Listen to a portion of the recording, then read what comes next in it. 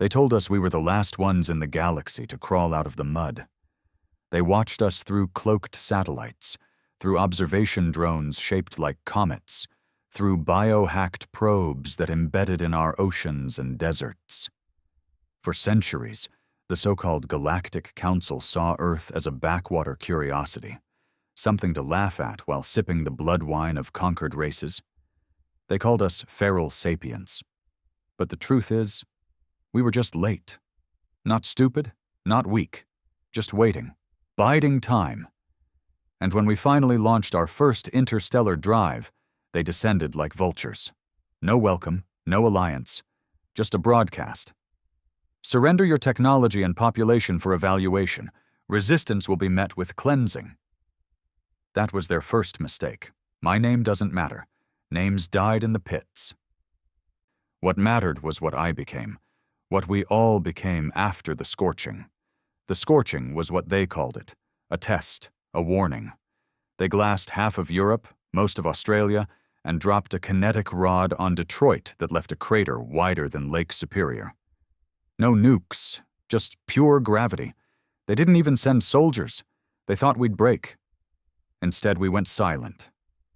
No news, no retaliation, just quiet, the kind that comes before the gunshot. For 7 years, Earth became a forge. We tore apart everything, factories, satellites, deep bunkers, and started building under the ice, in the volcanic caves, and inside the bones of old megacities. No governments. Just one word, spoken in low voices. Vengeance. I was recruited in the Arctic. Not enlisted. Recruited. Kidnapped, honestly. One night I was scavenging for parts in an abandoned base outside Reykjavik. Next thing I know, I'm blindfolded, gagged, thrown into the back of a freezing cold hauler with a dozen other volunteers. Some cried, others screamed. I didn't say a word. I'd already lost everything. They called it Black Forge, the facility. No sunlight, just drills, reactors, and scream metal being welded in the dark by men and women who stopped believing in happy endings.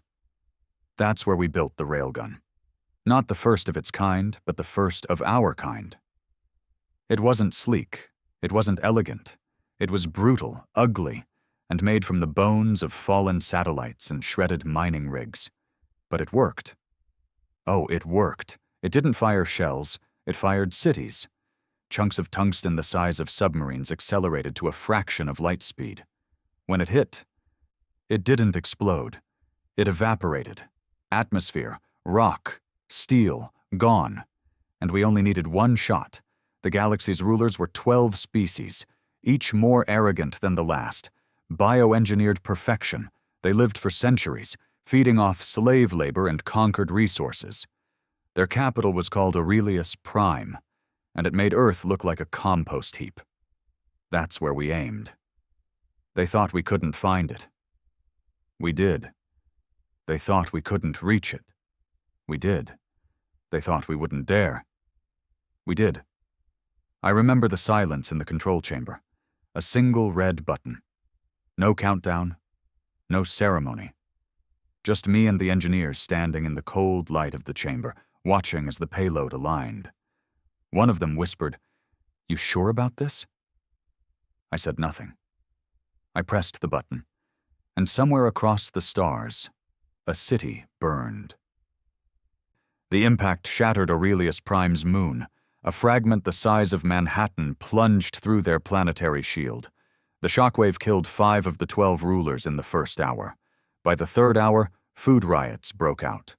By the 6th, their AI defense grids turned on their own citizens, mistaking them for infiltrators.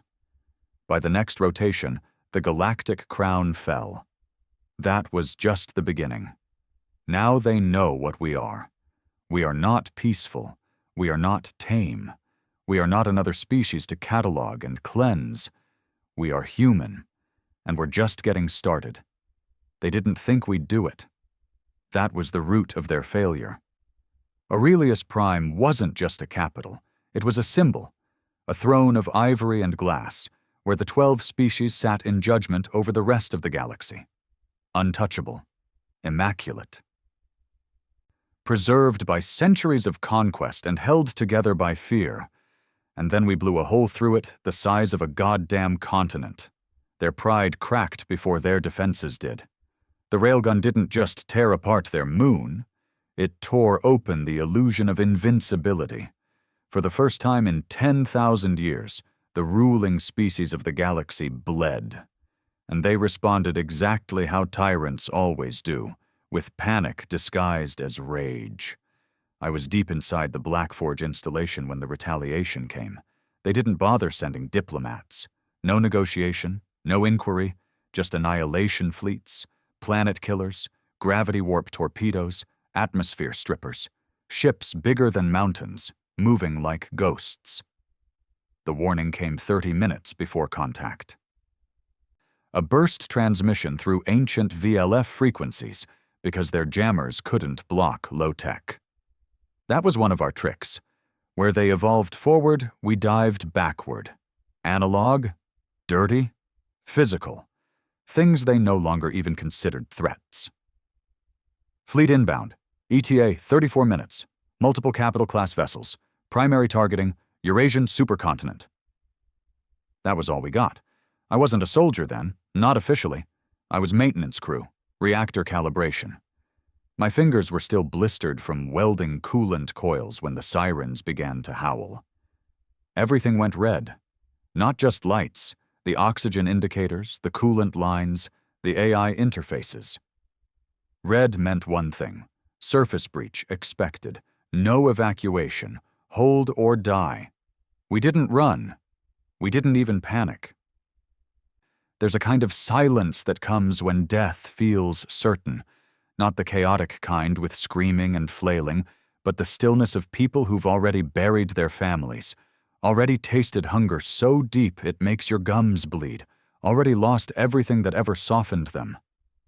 That was the kind of silence Blackforge lived in. We didn't pray, we armed.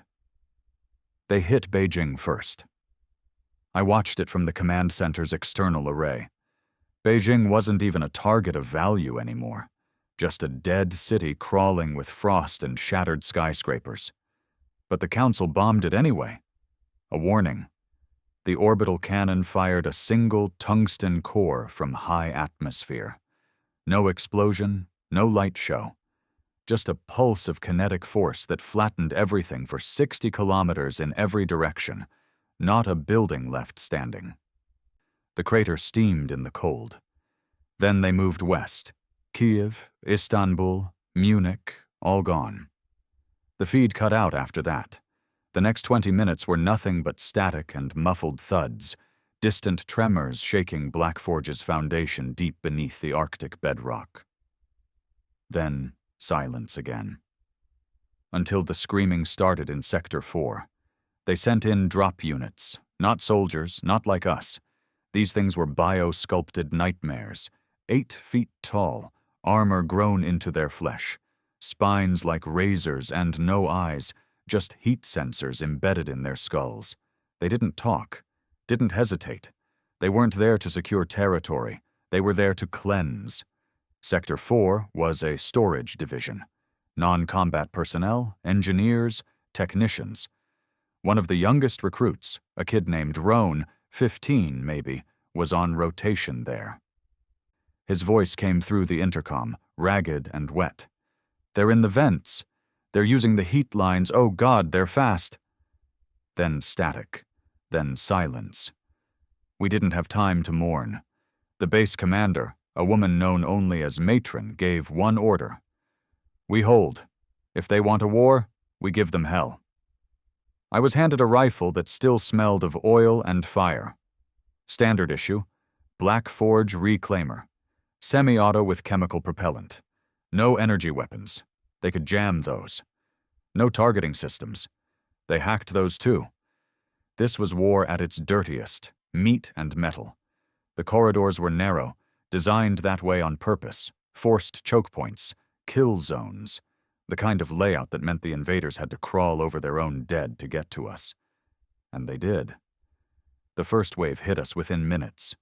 No warning, just vents exploding, steel buckling, and monsters charging through the steam. I shot the first one square in the throat. Its blood steamed as it hit the floor, burning through concrete. They didn't scream when they died. That's what unnerved me most. No pain, no rage, just pure directive. Purge, purge, purge. We held for 6 hours. The air was thick with smoke and blood. My ears were ringing from constant fire. My shoulder dislocated from recoil, and I popped it back into place between volleys. I watched a man next to me, skin burned from acid spray, keep shooting with one arm. His name was Hark. He didn't say a single word the entire fight, just growled and pulled the trigger. By hour 7, we were down to knives and pipes. That's when Sector 7 collapsed. They breached the lower generator chamber, triggered a chain reaction. Half the base folded in on itself. Matron was buried under 3 tons of steel. They never found her body. Command fell to a man named Krieg, ex-military, scarred face, eyes like broken glass. He gave a new order: we die here, or we make them wish they did. That's when Protocol Reaper was activated. Not a weapon, not a retreat, a message. The full recording of Aurelius Prime's destruction, from impact to firestorm, and alongside it, a transmission in all galactic dialects. Simple, direct, final. We gave you peace. You gave us death. Now, you'll learn what it means to fear the dark. We launched the message into every relay node across their systems. Within 22 minutes, 12 billion beings across 5 species had seen it. And everything changed. The Galactic Council was fracturing. 2 species declared neutrality. One turned on the others, hoping to spare itself. And the others, the true tyrants, they doubled down. They declared humans a class null contagion, not a species, not a civilization, a virus, to be erased. But something unexpected happened next. The outer colonies started resisting. Not Earth's colonies. We didn't have any yet. Theirs. The Council had conquered hundreds of lesser races, forced them into labor and silence. But after they saw Aurelius Prime burn, after they saw the Council panic and falter, something inside them snapped. They remembered hope, and they remembered that humans fought back. That's when the whispers began. One word passed from system to system like a wildfire in the dark. Railgun. Not a weapon, a symbol. They didn't know our faces. They didn't know our names, but they knew we fired the shot that made gods fall. And they started rising. We didn't win that battle in Blackforge. We survived it. Out of 600 stationed, 74 made it out. I was one of them. We crawled out through the lower shafts, into the open Arctic night. The sky was full of fire, debris from orbital strikes, burning clouds, the remains of enemy ships shot down by desperate surface defenses. Krieg stood beside me, bleeding from his stomach, one eye swollen shut. He looked at the night sky, and he laughed. Not a happy laugh, the kind you make when you're too broken to scream. They thought we'd die quiet, he said. They were wrong. We were evacuated by a subglacial crawler. Half frozen, packed with survivors, we drove for 9 days under the ice, feeding on protein packs and melted snow. Every hour we expected a scan drone to catch us, or the hull to give out. But we made it to Facility 9X, one of the last remaining bunkers in the Canadian Shield. They welcomed us like ghosts returning from hell. And there, we learned the truth. The Railgun strike was only the beginning. Command had built 3 more, hidden, mobile. Spread across the planet in pieces. We weren't retreating. We were arming. And this time? We weren't aiming at capitals. We were aiming at their supply lines, their breeding grounds, their fuel reserves. We were going to burn the roots of their empire to ash. We didn't have numbers. We didn't have fleets. We didn't have diplomacy, allies, or faith. What we had were wounds, and the kind of clarity only pain can give. Every human that walked into Facility 9X was already dead on the inside. Blackforge had burned the weakness out of us. Whatever was left was rage wrapped in bone. And it wasn't just us. The survivors coming in from other bunkers carried the same look in their eyes, gritty, hollow, hungry for a different kind of war. We weren't just going to fight back. We were going to make them feel it. The new plan was codenamed Coffin Seed. That was the kind of poetic madness only humans could come up with, because we didn't just want vengeance. We wanted it to bloom in their homes, spread like rot in the walls of their temples. The idea was Krieg's. Capital strikes wake fear, he said, limping on a crushed leg. But starvation? Collapse? Civil rebellion? That's how you end a dynasty. And he was right. We learned something in the ruins of Blackforge. Something no alien warlord had ever figured out. The Council's empire wasn't held together by honor or loyalty. It was held by control of supply. Food grown in hyperculture fields on moons, water extracted from cryo-worlds and ferried to desert colonies, FTL fuel mined from stars orbiting black holes and processed on world-sized refineries. And every last bit of it was dependent on trade lanes. We couldn't beat their fleets, but we could cripple what those fleets fed on. So we did what humans do best when the world goes dark. We became ghosts. We built the ghost ships from wreckage. They weren't pretty, but they didn't need to be. We found downed freighters, shredded council skirmishers, even a half-crushed terraformer abandoned in Antarctica. We gutted them, retrofitted them, replaced AI systems with analog controls, and carved out space for one thing: pain. Each ship carried railgun cores, scaled-down versions, not planet killers, but piercers. Designed to shoot straight through shielded hulls, leave a hole in the spine of a capital ship, and keep going, manned by volunteers. But volunteer didn't mean what it used to. These weren't heroes. There were no uniforms, no glory, just men who had lost too much to stay still. I captained one of them. We called her the Widow's Cough. Why? Because when she fired, it sounded like a dying woman choking on metal, and when her round hit, someone across the stars buried their king. Our first target was Gothriel 9, a fuel distribution hub orbiting a red giant. It was a rotating station, shaped like a spiked wheel, with a spinal dock that connected to over 60 different transport lanes, protected by 3 local patrol fleets, and more importantly, a species known as the Cryon Syndicate, 8-limbed bastards who ran most of the Council's deep space logistics. They were arrogant, rich, slavers by trade, merchants by blood. They didn't fear anything because nothing had ever touched them. Until we came. We launched with 3 other ships from suborbital platforms cloaked in ocean storms. No heat signatures, no comms, just solar sails, silent thrusters, and patience. It took 52 days to reach position. 52 days in the dark, eating paste, pissing in a filter tank, sleeping in shifts, listening to nothing but the hum of power cells and the occasional groan of the hull shifting. Halfway there, one of the volunteers cracked, started sobbing in his bunk. Not screaming, just whispering over and over, "They killed my kids! They killed my kids!" We didn't say anything. We let him cry, then handed him the trigger assembly when it was time. He was the one who fired. When we emerged from stealth at Gothriel 9, the first patrol ship didn't even recognize us. They hailed us, asking for identification codes. We didn't respond. They opened fire.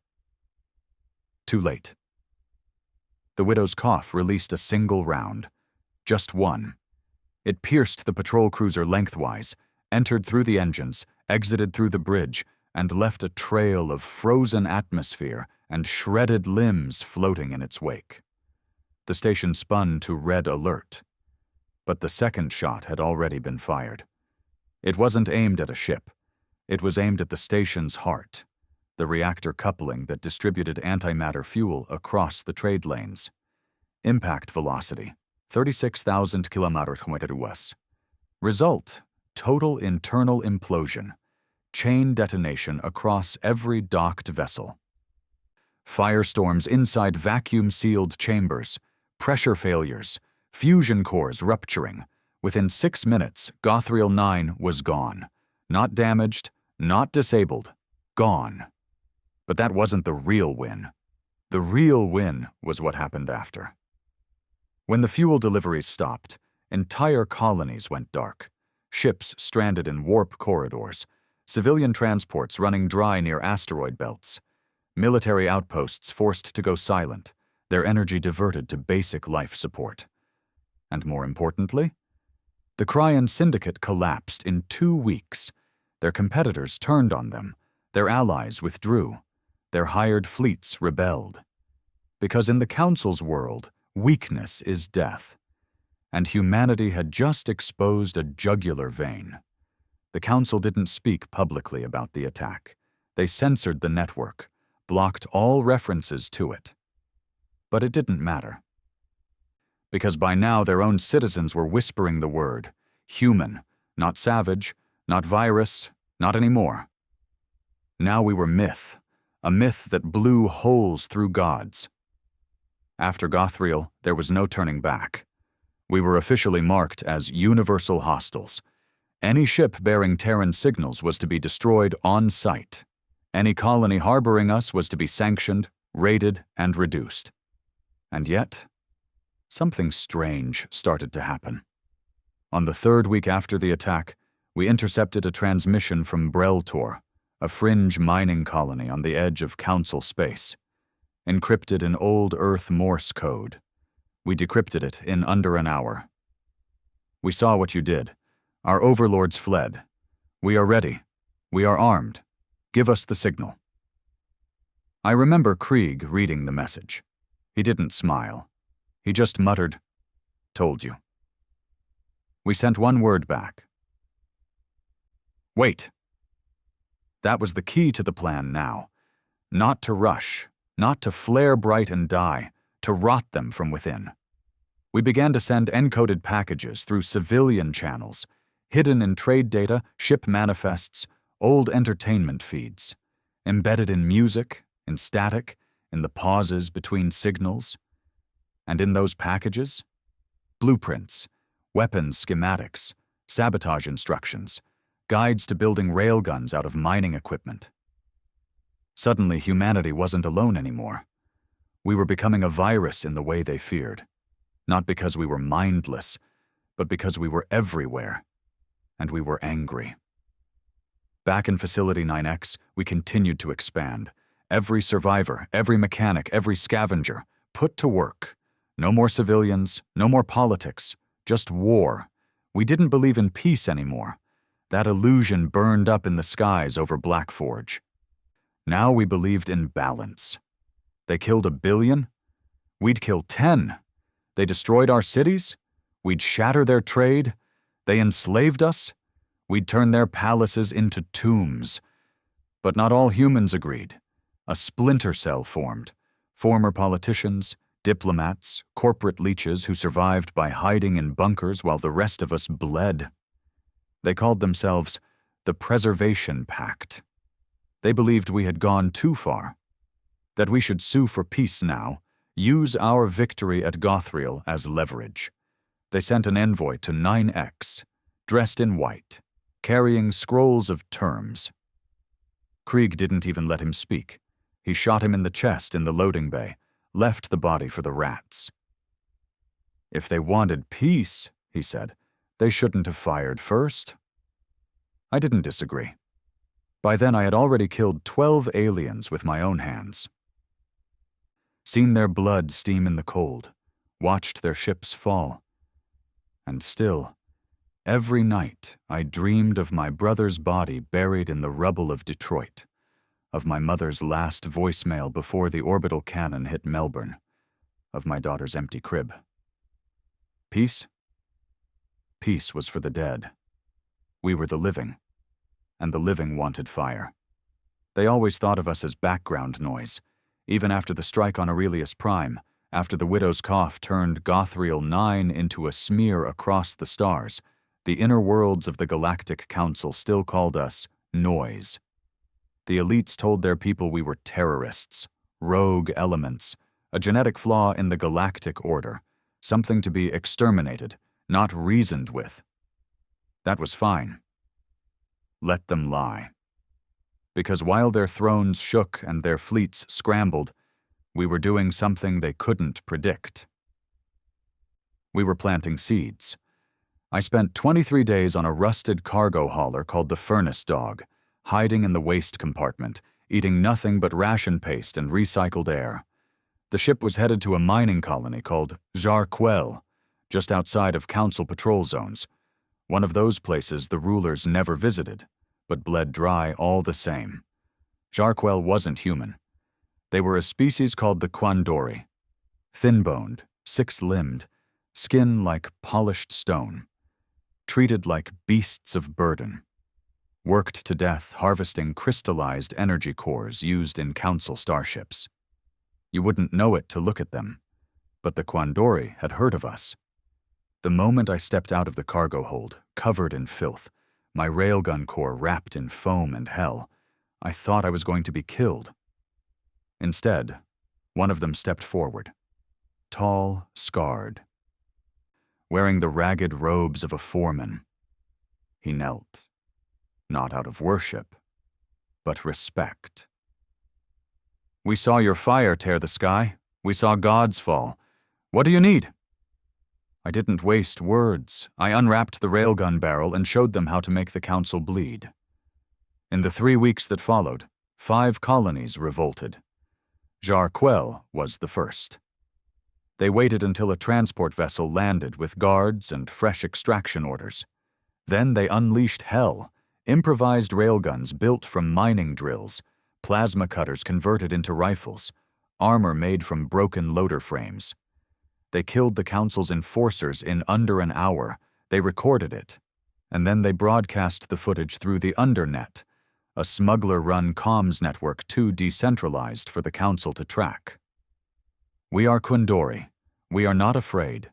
The humans lit the fire. We carry the torch. I watched that broadcast in a frozen bunker in the Siberian wastes, watched Krieg nod slowly as it played. 1 becomes 2, he said. 2 becomes a plague. The council responded the way cowards always do, brutally and far too late. They sent a decimation fleet to Jarquel. Standard council doctrine, kill 10 for everyone that rises. They expected submission. Instead, they found the entire population evacuated into the tunnels. And at the heart of the colony's capital spire, they found something else. A core, wired with stolen antimatter cells and tied to a pressure plate. When the Admiral entered the command dome, the last remaining Quandori child stepped forward and whispered in her own tongue, "For Earth." Then the world blew apart. By the time news of Jarquel's explosion reached the Council's inner ring, 3 more colonies had declared rebellion, none of them human. We weren't just fighting now. We were infecting the galaxy with the idea that the Council wasn't invincible, that gods could die screaming just like the rest of us. And they hated us for it. Back on Earth, the 2nd generation of railguns were being prepped, no longer cobbled together in the dark. Now they were engineered, by men with scars on their hands and no illusions in their hearts, each one smaller, more efficient, portable enough to be smuggled in pieces aboard ships headed for border systems. We called them crown splitters, because that's what they did. Wherever we sent one, a throne cracked. Krieg put me in charge of Phantom Division, a unit built for infiltration, not direct assault. No ranks, no medals, just purpose. We weren't an army. We were a virus. I recruited from the worst places, the ruins of Johannesburg, the ash forests of Alaska, the undersea vaults near former Bangkok. Men who had killed before, men who wouldn't hesitate. Men like me. One of them, a mute with half his face burned off, didn't even have a name. We called him Grinder because that's how he fought. Close, brutal, no hesitation. He once took down a Praetorian enforcer with nothing but a mining spike and a cable. These were my brothers. We didn't speak much. But when we moved, entire planets shivered. Our first target was Vel Tirana, a council-owned world used for experimentation. Civilians didn't even know it existed. The entire surface was one massive facility built to test biological weapons on the Council's own dissidents. They called it a correctional research world. We called it what it was: hell. We got in through a supply ship run by defectors, spent 4 days inside filtration vents waiting for the shift change. The things we saw there? Not even war prepares you for that. Prisoners with their spines fused to walls, test subjects injected with acid nanites, left screaming for weeks before they died. Children used to test sonic weapons that liquefied organs without touching skin. This wasn't control. It was butchery. We didn't sabotage Vel Tirana. We butchered it. Grinder led the charge through Lab Sector 7. No guns, just blades. We didn't plant bombs. We planted crown splitters in the reactor vents, in the fuel silos, in the cryovaults where Council scientists kept themselves frozen between atrocities. We didn't leave anyone alive. They had chances to surrender. Some begged. We remembered the children in glass tanks. And we pressed the triggers. The blast from Vel Tirana took out 2 orbital satellites and cracked the planet's crust. The Council couldn't hide that. They couldn't call it sabotage, because the prison logs had been uploaded to the undernet before the final detonation. Every file, every scream, every experiment. Suddenly, billions across the galaxy knew the truth. The Council wasn't a protector, it was a monster, and Earth had become the monster hunter. By now, human sabotage cells existed on every fringe world. Former Council subjects began reaching out, secret signals, offers of alliance. We didn't accept them all. Some were opportunists, but others had blood in their eyes. The kind that only came from seeing your people torn apart while the stars watched. We gave them blueprints, not just for railguns, but for resistance. The galaxy's balance was breaking. Trade routes collapsed. Rebellions sparked. And still, the Council tried to pretend they were in control. They passed new decrees, new execution laws, openly targeted any species caught harboring human sympathizers. One species, the Valari, refused to turn over a human cell hidden in their capital, so the Council bombed them from orbit, 10 million dead. And what did the Valari do? They hijacked a Council dreadnought and rammed it into a military academy on Hesser Prime. This wasn't our war anymore. It was everyone's. We had become the match, the spark in dry grass, and every time a new flame rose, the Council became more frantic, more brutal, more exposed. Krieg didn't live to see the 5th rebellion. He died in his sleep, heart finally giving out after years of pushing a broken body past its limits. We buried him in silence, no speeches, no flags, just a railgun core placed over his chest. Because that's what he gave us, not hope, direction, and now that direction pointed forward, through blood, fire, and the bones of empires. I watched the stars that night from the bunker roof. Dozens of them streaked across the sky, not shooting stars, burning ships. The war was spreading now, not in waves, in fractures, and one by one, those fractures would collapse the crown. Not because we were strong, not because we were noble, but because we were the only ones willing to go all the way. And we weren't stopping. Not until the Council was dust. And every system remembered the name. Human. The universe had bled. Gothriel 9. Jar Quell. Vel Tirana. We'd left our mark like a trail of gunpowder winding through the stars. And the match had already been lit. But a trail only matters if it leads somewhere. Krieg's death hit us hard. He wasn't a politician. He wasn't a leader in the traditional sense. He was an iron-boned son of Earth who kept the fire alive in the darkest hours. When everything else crumbled, he stood like a goddamn mountain. And then he died in a cot. Heart collapsed under the weight of war. No explosions, no last stand. Just gone. That's when the splinters started to show. We had the fire. We had the rage. But what we didn't have anymore was direction. The colonies were rebelling. Alien species were joining the cause. Council trade was breaking down. But Earth itself was fracturing. Too many voices. Too many agendas. We'd spent years burning things down. Now we had to decide what the hell we were going to build. The arguments in the Arctic Bunker Council were loud, fast, and close to violent. Some wanted peace, thought we'd made our point. Others wanted to escalate, to begin attacking core council worlds. Some idiots, mostly corporate survivors who crawled out of cryovaults like roaches, proposed opening trade deals with neutral parties to establish interstellar diplomacy. They were nearly shot on the spot. I sat in the back of the war room while a dozen grizzled commanders screamed over each other, and all I could think was, we're going to lose, not to the council, to ourselves. Then the door opened, and he walked in. No one recognized him at first.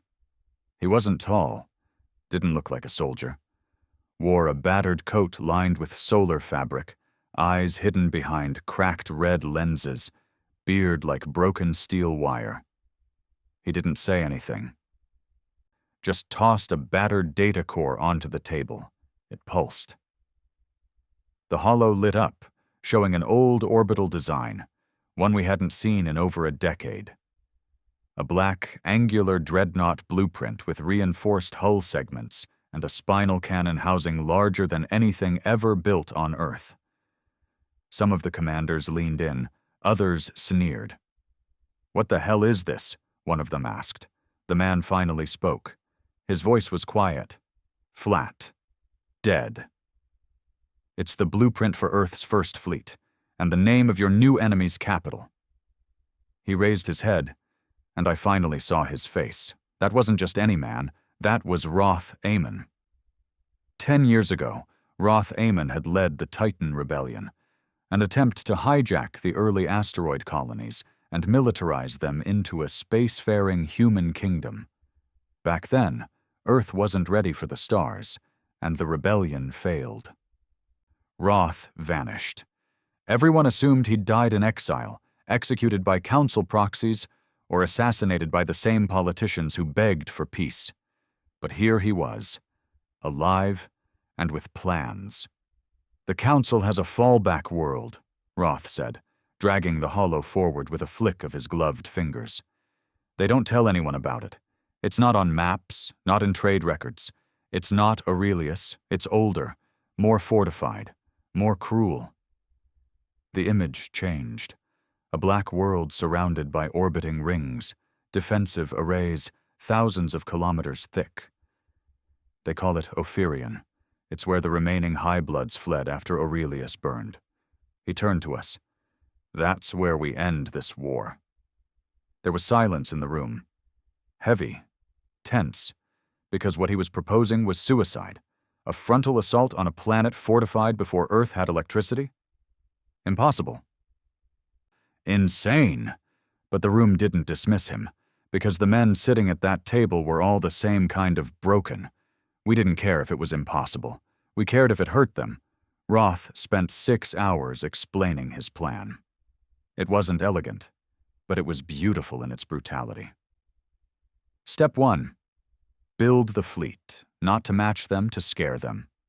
Step 2. Disrupt deeper infrastructure, communications, food routes, reproduction chains.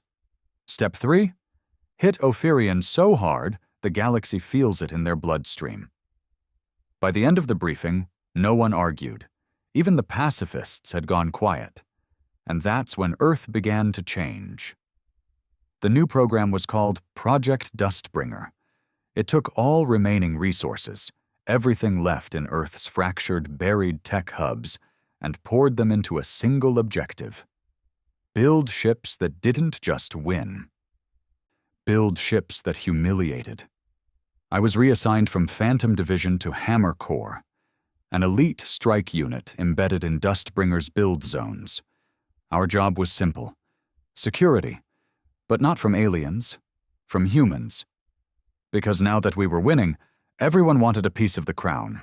Old politicians trying to worm their way into command structures, former CEOs offering resources in exchange for future positions, even council spies disguised as defectors. The first time we caught one, he was wearing a human corpse's face, literally, grafted on with biostitch technology. He made it 4 steps into the shipyard before Grinder opened his skull with a fusion torch. We didn't ask questions after that. We didn't give warnings. You crossed into Hammer Corps territory without clearance. You died. Period. The first prototype rolled out 119 days after Roth took command. The UNS Obsidian Silence. She was beautiful in the way cliffs are beautiful. Jagged, thick, blacker than night, with no windows, just sensor nodes, railgun housing, and heat sinks large enough to vent a fusion core into subspace. Her crew was hand-picked, all orphans of the Council's wrath. Her captain? A woman who hadn't spoken in 3 years since watching her family suffocate under orbital siege. She didn't need to speak. The Obsidian spoke for her. And when she did her first warp jump test run, every sensor in a 10-system radius caught the signal. The Council noticed, and they panicked. The Obsidian Silence wasn't alone for long. By day 172, Earth had 4 ships in the void. By day 209, we had 9. And each was meaner than the last. No diplomatic suites. No luxury pods, no safety rails, just blood, steel, and guns. That's when the rumors started among the resistance colonies. They weren't calling them ships. They were calling them Titans. The Council called an emergency summit. Not public, of course. But we had spies by then. We heard the panic. One of their prime ministers asked, "What happens if humanity builds 100 of them?" The response was, "Then we go extinct." Too late. We were already on number 11. Roth didn't celebrate. He didn't smile. He just stood at the shipyard every night, coat flapping in the cold, red lenses staring into the void. He didn't lead with speeches. He led by presence. And that was enough. Because when a man as broken as him refuses to give up, you don't either. I was promoted during this time, not because I asked. Because there was no one else left alive from Phantom Division.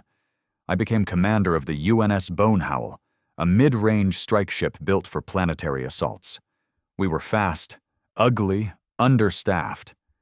But we had a crown-splitter railgun that could punch through a destroyer's core. And we had nothing to lose. On our first mission, we raided a prison moon used to hold hybrids, genetically mutilated species considered impure by the Council's caste systems. We expected resistance. We expected horror. What we didn't expect was what the prisoners did when we opened the gates. They didn't run. They didn't scream. They sang, in their own languages, voices overlapping. And one of them, some freakish mix of insect and human, walked up to me, dropped to its knees, and placed something in my hand. A child's bracelet, human-made. I don't know what it meant. Maybe it was stolen. Maybe it was a reminder. But I kept it, wrapped it around the hilt of my sidearm. Because even if I didn't understand the gesture, I understood the message. They're watching us now.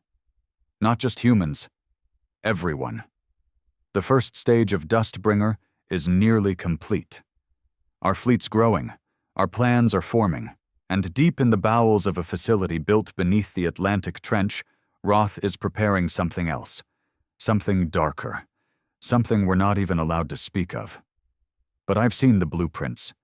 And if he's building what I think he is, The next railgun won't fire tungsten. It'll fire planets. We thought we were the monsters. After Aurelius burned and the crown splitters began lighting up the stars like funeral pyres, we started to believe we were the ones writing the new laws of nature. That belief died with the obsidian silence. Her captain, Celine Vokar, had survived the orbital suffocation of her home. She hadn't spoken in years. Her silence became a legend. Her ship bore the same silence, but its voice was louder than thunder when it screamed. And it screamed in its final hour. We lost contact with the Obsidian on day 241 of the campaign. She'd been assigned to raid a trade corridor deep in the Eclipton Spiral, a region lined with decaying jump gates and abandoned council infrastructure. A shortcut for smugglers, a death trap for anything else. It was supposed to be routine. Scan the route, drop magnetic charges, snipe a few council runners carrying fuel cells and synthetic DNA codes. She jumped in with her escort, the UNS Bladewake, a fast-response corvette built for evasion and harassment. Only the Bladewake came back, half its hull missing, and every crew member dead except one. The survivor was a junior comms officer named Harlan Tour. He wasn't a soldier, just a relay tech, bookish, slim, the kind of guy who probably read old Earth novels between diagnostic runs. When the recovery team pulled him from the Bladewake's ruined core, he was strapped into a coolant tank, screaming. They thought he was injured, but he wasn't. Not physically. What broke him wasn't what hit them. It was what watched them burn. I was called to the debrief by Roth himself. That didn't happen often. He didn't like wasting time on reports. He either gave orders or funerals. But this one? He wanted to see it with his own eyes. They brought Harlan into the cold interrogation chamber, strapped him down. Not out of cruelty, but because his hands wouldn't stop shaking. He had plasma burn scars on his arms from sealing emergency hatches, the kind that said he fought like hell just to make it out. His face was pale, jaw twitching, eyes unfocused. He spoke without prompting. It didn't have a face. Roth didn't blink. What did? The thing that took the silence. We tried to make sense of his report. The obsidian silence had approached the trade corridor like planned. Bladewake at her flank. No enemy pings, no movement. Then the nav systems began to fail. Not jammed. Inverted. Space bent, that's what he said. It was like the stars folded inside themselves. The sensors showed negative light, negative mass. That's not supposed to exist. Next, the silence's artificial gravity collapsed. Not failed. Collapsed. Like it had been pulled inward by something bigger than physics. Then came the signal. A single repeating tone. No words. Just this sickening drone, like bone grinding against metal underwater. Harlan imitated it for us. The noise made one of the soldiers in the room flinch. The other threw up. Roth didn't move. He just leaned forward and said, "What did you see?" Harlan's voice cracked. "A ship, maybe. A shape. Big. Wrong. It wasn't built. It was grown, or formed. And it didn't move like anything I've ever seen. It didn't accelerate. It just appeared. Like it was always there." He paused, then whispered. It looked like it was breathing. The Obsidian fired first. Standard response protocol. Railgun shot at full charge. The projectile hit, didn't bounce, didn't penetrate. It sank. Right into the surface of the thing, like it melted into it, like it wanted to be absorbed. Then the Obsidian's railgun imploded. Not exploded. Imploded. One moment it was there. The next, it crumpled into a point and vanished. The last thing Harlan saw before the Bladewake initiated its emergency jump was the silence splitting in two. Not from weapons fire. From the inside. We didn't know what it was. The Council didn't announce anything. But we found the truth, a week later. A fragment of data ripped from a stolen Council courier drone. coded in ancient dialect, old, paranoid, full of sacrificial sigils and classified as anathema class. The file's title? Vulthex. That was their answer to us. Not more fleets, not more bombs, something older, something they unburied. According to the data, the Vulthex wasn't council-made. It was discovered, trapped, on a dead moon orbiting a black dwarf beyond even their empire's reach. A living void ship, organic in structure, subdimensional in nature, and completely insane. The High-Bloods kept it secret, studied it in rituals, not science. They didn't command it, they fed it. And then, when humanity rose and their gods fell, they released it. We ran simulations. Not even our titans could match it in mass. The best guess was that it existed in partial realities, phasing between our space and something older, something crueler. Its armor couldn't be scanned, its weapons didn't fire, they devoured, and it was headed for the Cradle Array. The Cradle Array was humanity's Hope Project, a ring of orbital elevators tied to a mass driver facility designed to launch the next generation of crown splitters directly into deep space. It wasn't a weapon, it was a forge. We were planning to launch 3 more dreadnoughts from there within the month, and now the Vulthex was coming for it. Roth called every commander to War Table Delta that night. The room was different this time. No shouting, no politics, just war-scarred soldiers waiting to hear how we fight something that science doesn't believe in. He walked in holding a vial. Inside was blood. Dark, viscous, moving, even though it was sealed. He held it up. This came from the Bladewake's hull. It's alive, and it remembers. He set it down. They've finally done it. They've gone where even monsters don't tread. He looked at each of us. And then he said the one thing none of us wanted to hear. We're not just fighting an empire anymore. We're fighting the end of reason. The next 48 hours were a blur. Every ship was redirected to defend the Cradle Array. Half the fleet was still incomplete. Crews undertrained, ammunition stockpiles still being processed. Didn't matter. This wasn't a mission. It was a wall. If the Vulthex got through and destroyed the Cradle, it wouldn't just set us back. It would end the resistance. Because hope was fragile, and the Cradle was hope. I was assigned to coordinate orbital defenses from the UNS Bastion Fang, a shipyard-class dreadnought repurposed as a command carrier. It was barely spaceworthy. Weld marks still glowing in places. Crew sleeping in the unfinished hangar decks. But it had targeting systems. And comms. And I still had Grinder by my side. He hadn't spoken since Velterana, but I knew what he was thinking. If this thing bleeds, we make it scream. The first sign of the Vulthex came 12 hours ahead of schedule, not on sensors, in dreams. Our comms officers began reporting nightmares, same images, a black shape, a hole in the stars, screams in tones we couldn't vocalize. Then came the comms failure. We couldn't talk to the Cradle. Then the lights dimmed. Not the ship, the sky. Stars vanished, blotted out. It wasn't stealth. It was presence. The Vulthex had arrived. What followed wasn't a battle. It was an exorcism. We fired everything. Crown splitters, beam arrays, drones, torpedoes. Nothing hit. Everything warped before contact. The Vulthex didn't dodge. It warped space. But then, it hesitated. Near the Cradle, it slowed, hovered, like it was confused. That's when Roth sent the signal. The Widow's Cough 2, a refitted stealth bomber, slid beneath its hull and dropped something new. A fusion-tethered quantum shatter mine.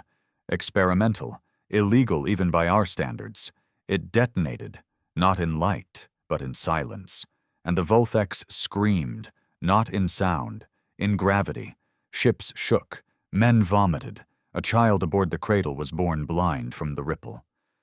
But the Vulthex bled. Black tendrils burst from its side, and for the first time it moved like an animal. It fled, not far, but far enough. We didn't kill it, but we proved it wasn't invincible, and that meant everything. Afterward, Roth called it a lesson. They wanted gods. They found demons. We'll burn those too. We all knew this was only the beginning. The Volthex wasn't the last weapon the Council would unleash. It was only the first they were willing to lose. But they made a mistake showing us that thing. Because now we weren't just building ships. We were building cages, and we were filling them with things worse than monsters. You don't survive something like the Volthex and come out clean. We'd faced monsters before. Slavers, tyrants, genetically modified nightmares that burned our cities and called it order. But the Volthex, that was other. That was the void looking back. Even as we licked our wounds and reinforced the cradle array, something colder began to seep through the cracks of our victory. Doubt.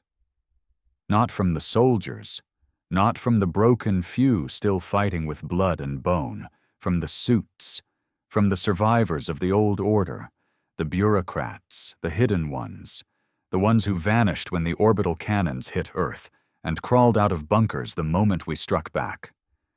They were called the Preservation Circle now. Back then, they were the United Earth Authority. Globalists, economists, technocrats, the ones who handed our planet to the Council a generation ago to buy peace. They hadn't changed, just renamed, like rot under fresh paint.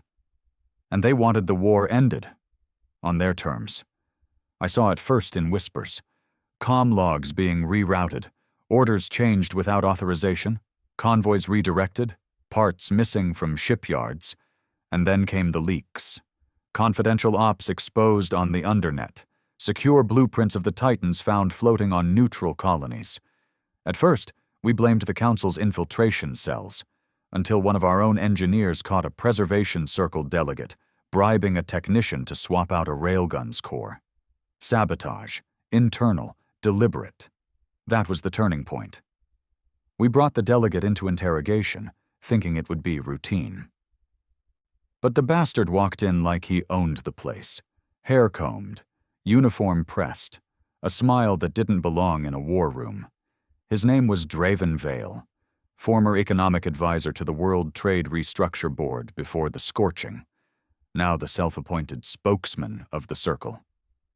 He didn't wait for questions. He leaned across the table and said it like he was doing us a favor. "You've made your point. The Council's bleeding. But if we keep escalating, we won't have a galaxy left to rule." He sounded calm, like the deaths of our people were numbers in a spreadsheet, like the cradle array didn't nearly get swallowed whole by a ship grown from madness. I remember what I told him. "We're not here to rule. We're here to bury the bastards." He just shook his head. "You still think this ends with victory? It doesn't. It ends with extinction. Ours or theirs. And if we don't take the offer now, Earth will be uninhabitable by the time you're done." That word, offer, hung in the air like a bomb. We pressed him. Hard. That's when he admitted it. The Circle had been communicating with the Council behind our backs. They claimed to be neutral mediators. What they really were? Cowards trying to buy a seat at the next table. And the price? They'd agreed to deliver Roth Amon. Roth didn't flinch when we told him. He didn't yell, didn't scream. Just stood there, staring out at the hangar bays, watching ships get welded under the thunder of arc fire and sweat. Then he said something I'll never forget. "They think we're building a fleet to win a war. But what we're building is a warning. One that echoes after we're dust." We asked what he wanted to do about Draven Vale. He didn't answer. He just walked out. Vale disappeared 2 days later. No alarms, no trace. We assume he was processed. I didn't ask, because I agreed. This wasn't just about council or conquest. This was about cleaning the bones. No parasites, no politicians, No survivors with silver tongues and soft hands. Only builders, only burners. But the circle didn't stop. They were like roaches in the walls. Every titan had someone whispering from the shadows, offering bribes, promising promotions, begging for surrender. Even I got one, slid under my door in a sealed packet. No return address. Just a message. You've done enough. Let us handle what comes next. You deserve rest. Inside the envelope was a voucher, a shuttle ticket. To a hidden orbital retreat colony in the Lagrange zone. I took it to the forge and welded it to a steel beam with a bolt torch. Rest? We'd rest when the last council throne was a ruin, and the last whisper of the old world was ash. But things were getting worse, not on the front lines. Inside, Earth itself was cracking. Resource shortages, overworked labor camps, civilian rebellions in abandoned cities where food wasn't reaching fast enough. Not because we lacked supply, because the circle was choking distribution. Passive sabotage. Let the people starve, and they'd beg for peace. Let the resistance crumble from within, and they'd step in to save it. They were playing the long game. We didn't have time for that. So Roth gave the order, one that even shook us. Declare the circle as collaborators. No trials, no warnings. If they wear the sigil, put them down. Purge orders aren't clean. We tried to keep it surgical. Strike teams, black bag extractions. But Earth isn't a clean place anymore. It's rust and concrete, hunger and smoke. And when you start hunting traitors in the dirt, innocents bleed too. There were mistakes, there were riots, and the circle? They used it, released footage of executions, footage of firebombings in districts they claimed were medical hubs. Suddenly, we weren't just fighting the council. We were being painted as terrorists again, even by our own. I walked through the ruins of District 9B in northern Moscow afterward. Bombed out housing, graffiti on the walls, but not pro-resistance graffiti, not anymore. I saw tags that said things like, better fed than free. Let the council rule, we'll live. No more kings, not Earth. Not alien. They weren't loyal to the council. They weren't loyal to us. They were tired, too tired to fight anymore. And that's when I realized, hope is a weapon. If we didn't give it back to them, we'd lose, not to an alien empire, to exhaustion. So Roth changed the play. We didn't just purge the circle. We exposed them, hacked into their comms, leaked every back-channel agreement, every signed deal, every lie. And most damning of all, the recordings. Of them laughing over Earth's surrender. Of them calling us rabid dogs with bullets. Of them negotiating terms to sell the cradle array to the council in exchange for partial species sovereignty and the right to limited planetary development. That broke the spell, because now everyone knew. The circle didn't want peace. They wanted the leash back. The public turned. Not instantly, but steadily. The underground posters changed. Now they said, they ruled with chains. You rule with fire. Let the stars fear us. Council, circle, both die. Even the neutral colonies that had stayed out of the war began feeding us info, coordinates, defectors, old weapons caches from the first orbital era. Because if we were the last madmen left standing, at least we weren't liars. Still, the damage had been done. We were bleeding resources. The inner cities were starting to crumble under the weight of the war. The shipyards were working double shifts, and crews were sleeping on concrete under fusion lights because there weren't enough barracks. And the Volthex hadn't returned yet, which meant it wasn't dead, just watching, waiting. Roth knew we needed more than silence and fear. He knew the people needed a face. Something to believe in. So he stepped onto a podium for the first time since his rebellion.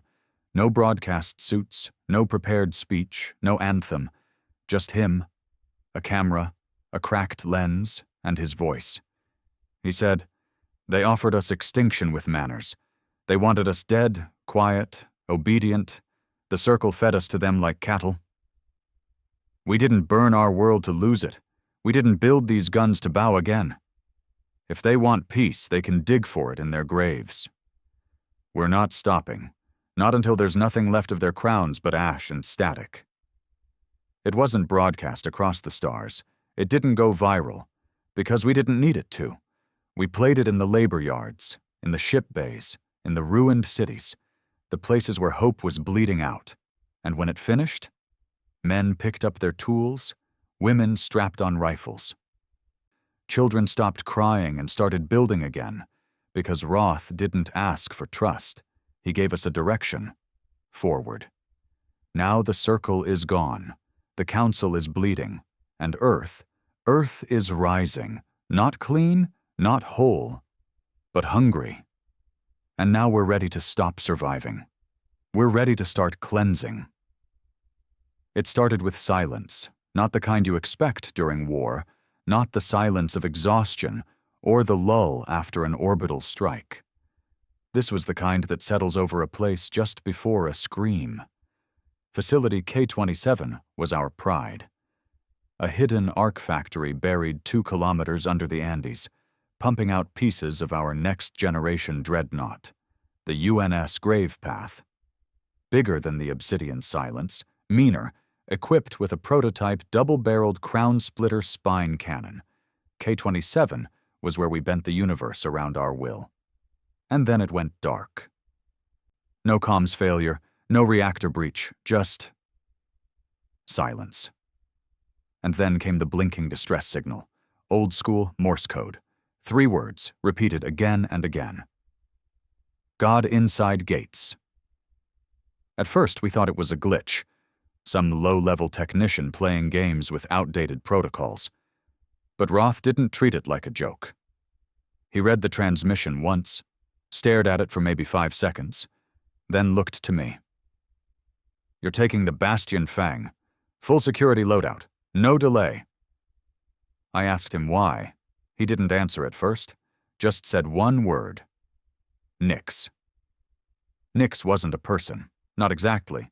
She was a council asset, an infiltrator class born from a program we barely believed existed, biological fabrication with quantum cognition, part synthetic, part bioflesh, entirely weapon. She didn't wear disguises. She didn't need to. She walked into places and became them. 6 years ago, she assassinated the entire leadership of the Hescan uprising by posing as their medic, spent 3 months gaining their trust, then poisoned their water filters and walked out before their bodies hit the ground. The council only ever used her when nothing else worked.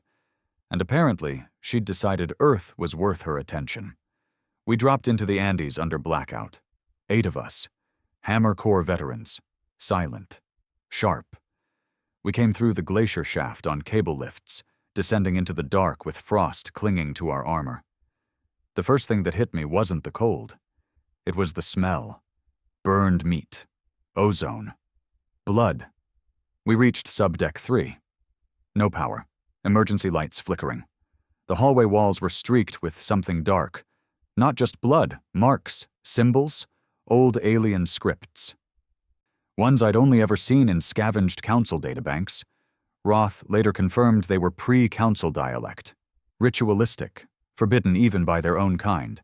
They said things like, unclean birth, entropy's bride, memory eats flesh. We found the first body in the generator room, stripped naked. No wounds, no visible trauma. But his eyes were gone, not removed, missing. Like they'd never existed. His dog tags had been fused into his throat, literally fused, molecular bonding like high-temperature welding. Another body had fingernails driven into their own chest like a makeshift prayer, and someone had carved one word into the wall above them. Look. We tried accessing the surveillance system. What we found was worse than no footage. The cameras had been looped. Same 5 seconds, again and again. The main corridor. Empty. Red lights flickering, then a blur, then a shadow that wasn't a shadow, then static. The deeper we went, the more wrong it felt. No signs of breach, no forced doors, no external hacking, and yet all 314 staff were missing or dead. We found a few alive. Well, breathing. One of the engineers had clawed out his tongue and jammed himself into a coolant pipe. Another curled in a fetal position, whispering in a voice that wasn't his. "She's here, she's here, she's here, she's here." We sedated him. Barely. His pulse was 220 BPM. His blood had changed color. We reached the central forge chamber at 0300 hours, where the Gravepath's spinal cannon was being assembled. And there she was. Nyx, standing in the center of the darkened forge, barefoot, wearing a technician's uniform soaked in blood. Her eyes were pitch black. No sclera, no iris. Just darkness that shimmered like oil. She didn't run, didn't speak. She just stood there, hands folded, staring at the unfinished cannon like it was a sleeping god. Grinder raised his rifle. "Down." She didn't flinch. She just smiled. A slow, horrible smile. "Hello again, Kane." She wasn't talking to me. She was talking to Roth. We didn't fire, not immediately. We were trained killers, but Nyx wasn't something you approached without knowing the play. She lifted her hand. Index finger coated in some kind of ash. Bone white. And she drew a circle on the ground. Not random. Deliberate. Inside the circle was a symbol I'd only seen once, during the Vulthex encounter. A spiral that folded into itself. We later found it encoded in Council Blacksite texts under a label. Category, Null God. Subdesignate, Eater of Pattern. We advanced. 3 meters in, I gave the order. Grinder fired. Direct chest shot. Armor-piercing round. She didn't move. The bullet slowed mid-air, folded in half, and vanished. She blinked. The lights blew out. We lit torches instantly. She was gone. But the circle was still there, glowing. And the cannon? Missing. The entire fusion-forged railgun spine. Gone. Like someone had deleted it from existence. We evacuated immediately. 2 men didn't make it. One slit his own throat in the elevator, the other stepped into the gravity chamber without a suit. We never found his body. Back on the Bastion Fang, Roth met us personally. Not angry. Not surprised. Just grim. I told him what she said. Called him Kane. He didn't respond. Just stared out the view window at the shipyards below, then whispered, "She was my sister." It didn't make sense. Nyx wasn't human. She couldn't be. But Roth explained. Not everything. Just enough. Before the scorching, before the Council revealed its full claws, Roth had been part of an off-world genetics initiative. One meant to build cognitive warforms using human DNA, spliced with recovered alien fragments. Project name, Seraphim. He was one of the developers. And Nyx? She was Test Subject 0. Born in a vat, raised without voice, trained to interface with psionic structures buried beneath Council outposts on Saturn's moons. She wasn't his blood sister, but he raised her like one, until the project was sold out. To the Council. By the same Earth technocrats who later formed the Circle. They took her, changed her, twisted her, made her forget. Roth thought she'd been destroyed during the Europa collapse. He'd buried the files, buried the past. But now she was back, and she'd stolen our most powerful weapon before it was finished. Why? We didn't know, but we had a guess. The Vulthex hadn't returned, which meant it was waiting, and now we had proof that the Council wasn't just experimenting with monsters. They were breeding them, training them, unleashing them. Nyx wasn't a spy, she was a conductor, and she was going to deliver our cannon to the Vulthex, to learn from it, to mimic it, to build a weapon that could collapse cities without firing a shot. We needed to get ahead of them. So Roth made a call I didn't expect. He reopened Project Graveborn. A weapons program even he'd shut down. Something we had buried in shame after what it did to the test subjects. Because we needed something that could track Nyx. Not with sensors, not with AI, but with blood. The hunt has begun. Across abandoned moons, across cursed battlefields and derelict council temples, we're chasing a ghost wearing our past like a skin. And Roth? He doesn't sleep anymore. He just sits in the black of the war chamber, watching Nyx's face flicker on screen, whispering one word like a curse. Sister. When you build a monster to fight monsters, you don't expect it to look like you. You expect claws, fangs, something you can point to and say, that doesn't belong in this world. But Graveborn didn't look like that. He looked like a man. Until he didn't. We found him in Vault 0A3, buried beneath the Mariana Core array. Caged for 5 years in a cryoseal, surrounded by radiation dampeners and reinforced soulstone pylons, old tech, deep myth, stuff we barely understood but trusted enough not to touch. He was labeled Subject 11, Mason. We called him Graveborn because that's what he was, dead before he ever woke up. Roth didn't want to activate him. Not really. But we were out of options. Nyx had vanished with the Grave Path's spinal cannon. She was somewhere deep in council space now, or worse, in Volthex territory. And the patterns we were intercepting, they weren't natural. Planets going silent. Trade networks falling apart without being touched. Whole species dropping into collective sleep. No signs of violence, just dreams. That's what the messages said. We dreamed too long. We saw her in the tide. We are not alone in our minds anymore. The Volthex wasn't just eating matter. It was learning how to eat thought. That's why Graveborn had to wake. Because Nyx wasn't just carrying the cannon. She was carrying a map. A blueprint to something worse than weapons. A future where war wasn't fought with steel and bullets, but with consciousness. When the stasis field dropped, the temperature in the vault fell 20 degrees. The power grid flickered, and Graveborn opened his eyes. He didn't speak, didn't move, just stared at the ceiling like it was the sky. His vitals were off the charts, 4 hearts beating independently, lung efficiency at 400%, neural activity that mirrored both human and alien structures. The med team wanted to run tests. Roth stopped them. He walked in alone. No armor. No guards. Just silence. And for 10 full minutes, the two of them stared at each other through the frost. Then Graveborn whispered, "She's ahead of us." We didn't understand how he knew, but when he looked at a map of Volthex anomalies, he pointed to a star cluster we hadn't even flagged yet. The Corvex Shroud. A dead zone. Black stars. No comms, no heat, no life, and right in the center, a beacon signal. Human frequency. Our frequency. Graveborn smiled. It didn't look right on his face. "She wants us to come, so I will."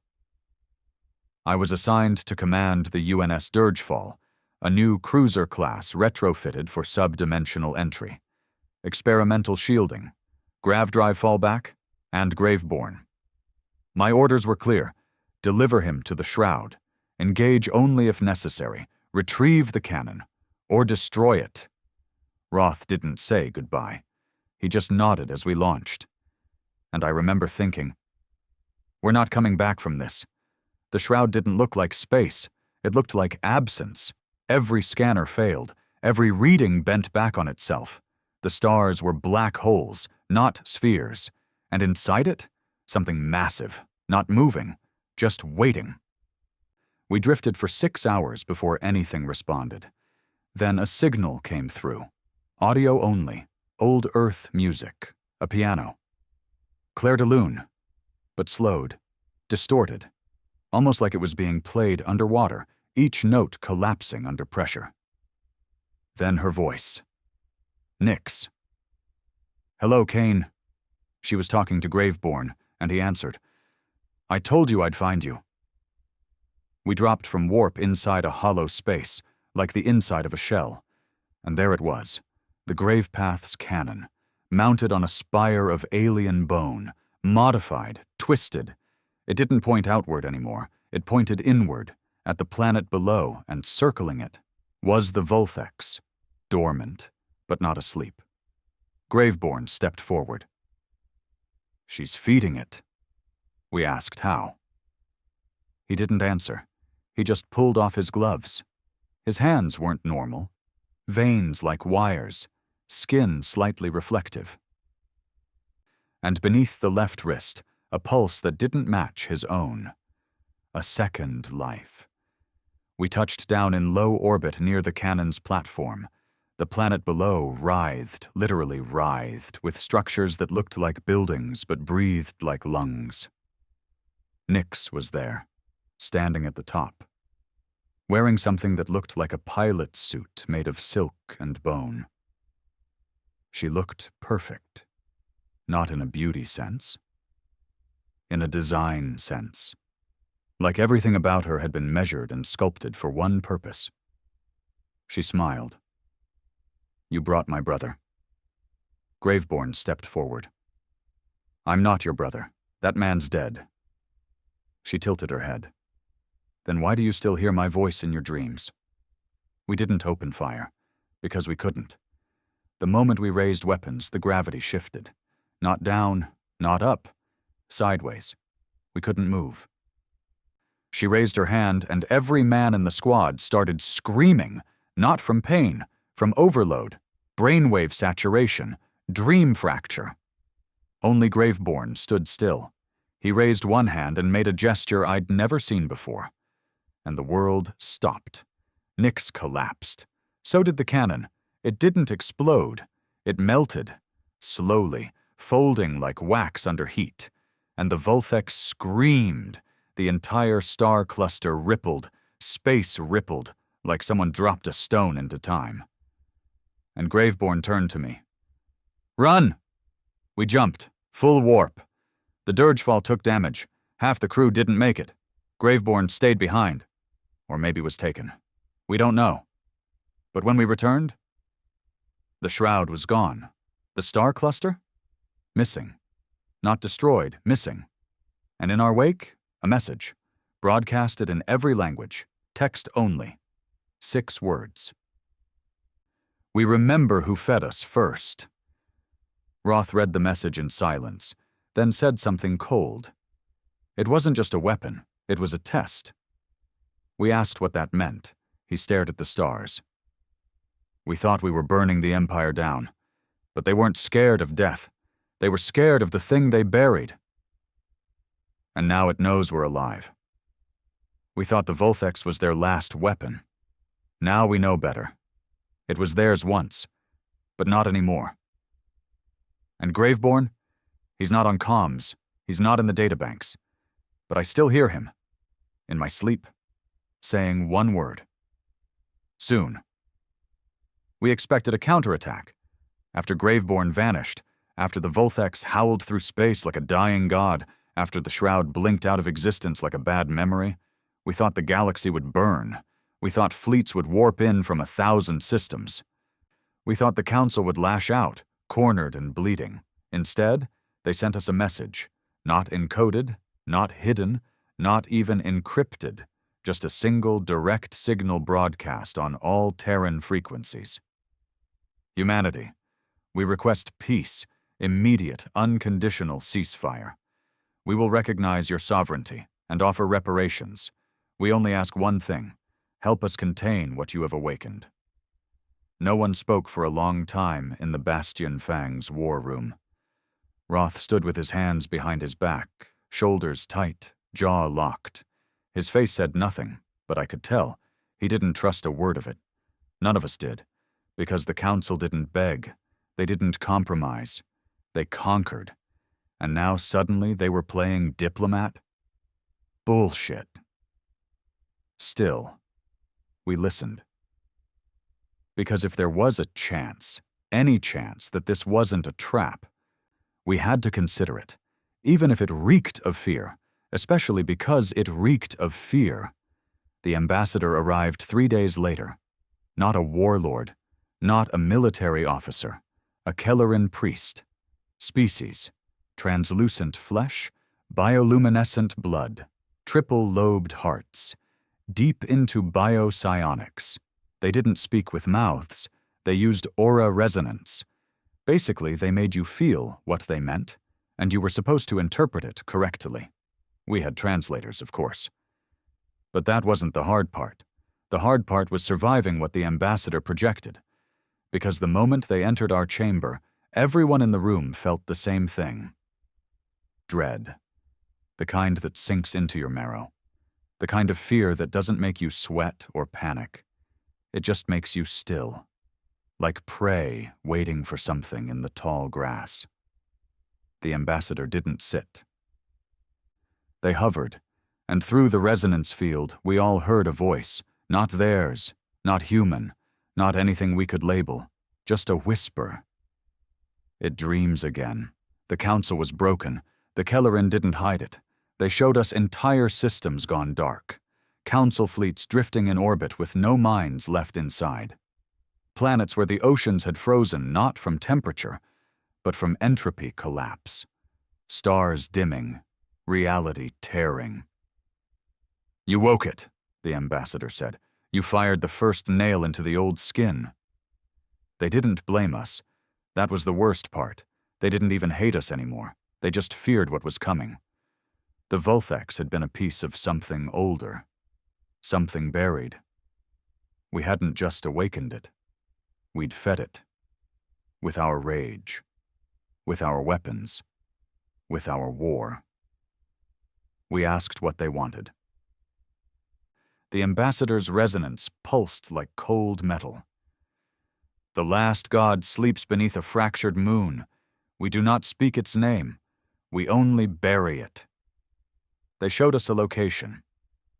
Jar's Ring, a shattered planetary system beyond the edge of the mapped spiral. Graveborn had mentioned it once, called it a wound in the galaxy. The ambassador confirmed. "The wound is spreading. You must help us seal it." Roth didn't respond immediately. He paced the war room in silence, watching as the hologram of Jar's Ring rotated slowly above the table. Finally, he said, "We didn't fire the railgun to become janitors for your old sins. We fired it to survive." The ambassador nodded. They understood. "Help us, and we will give you access to the cradle stars, resources beyond your imagining, technology forbidden even to the Council's upper caste." I stood beside Roth, arms folded, watching the Kelleran pulse with quiet desperation. They were dying, and they knew it. They weren't offering peace because they wanted peace. They were offering it because they had nothing else left to offer. But even that wasn't what convinced us to act. It was what came next.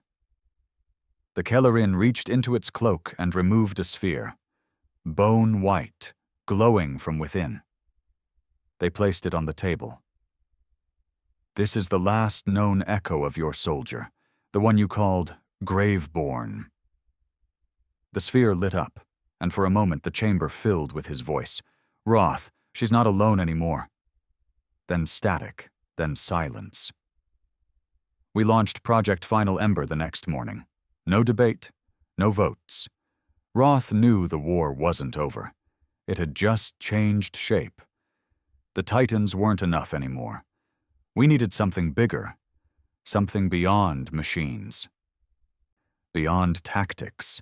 We needed belief. So Roth gave it to them. He ordered the construction of the Crucible.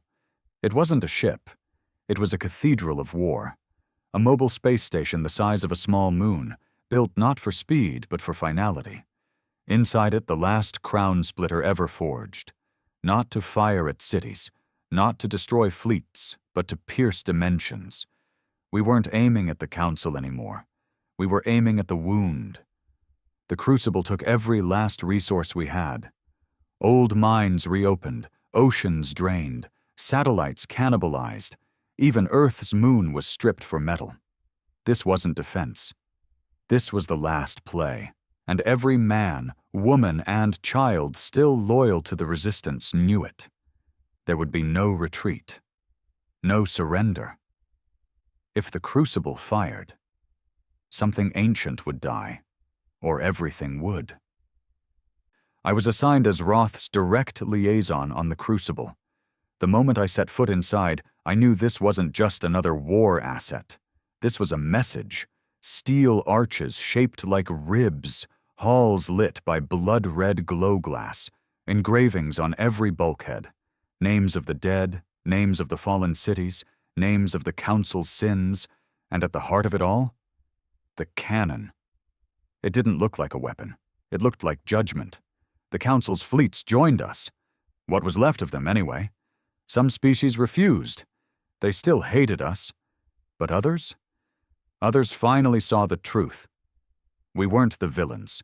We were the last wall between the void and everything that still breathed. Nyx had vanished completely. No trace, no signals. But Graveborn's echo. It repeated sometimes through the Crucible's systems. At random, no source, just his voice, low, tired. Not her anymore. Not since the dream walked in.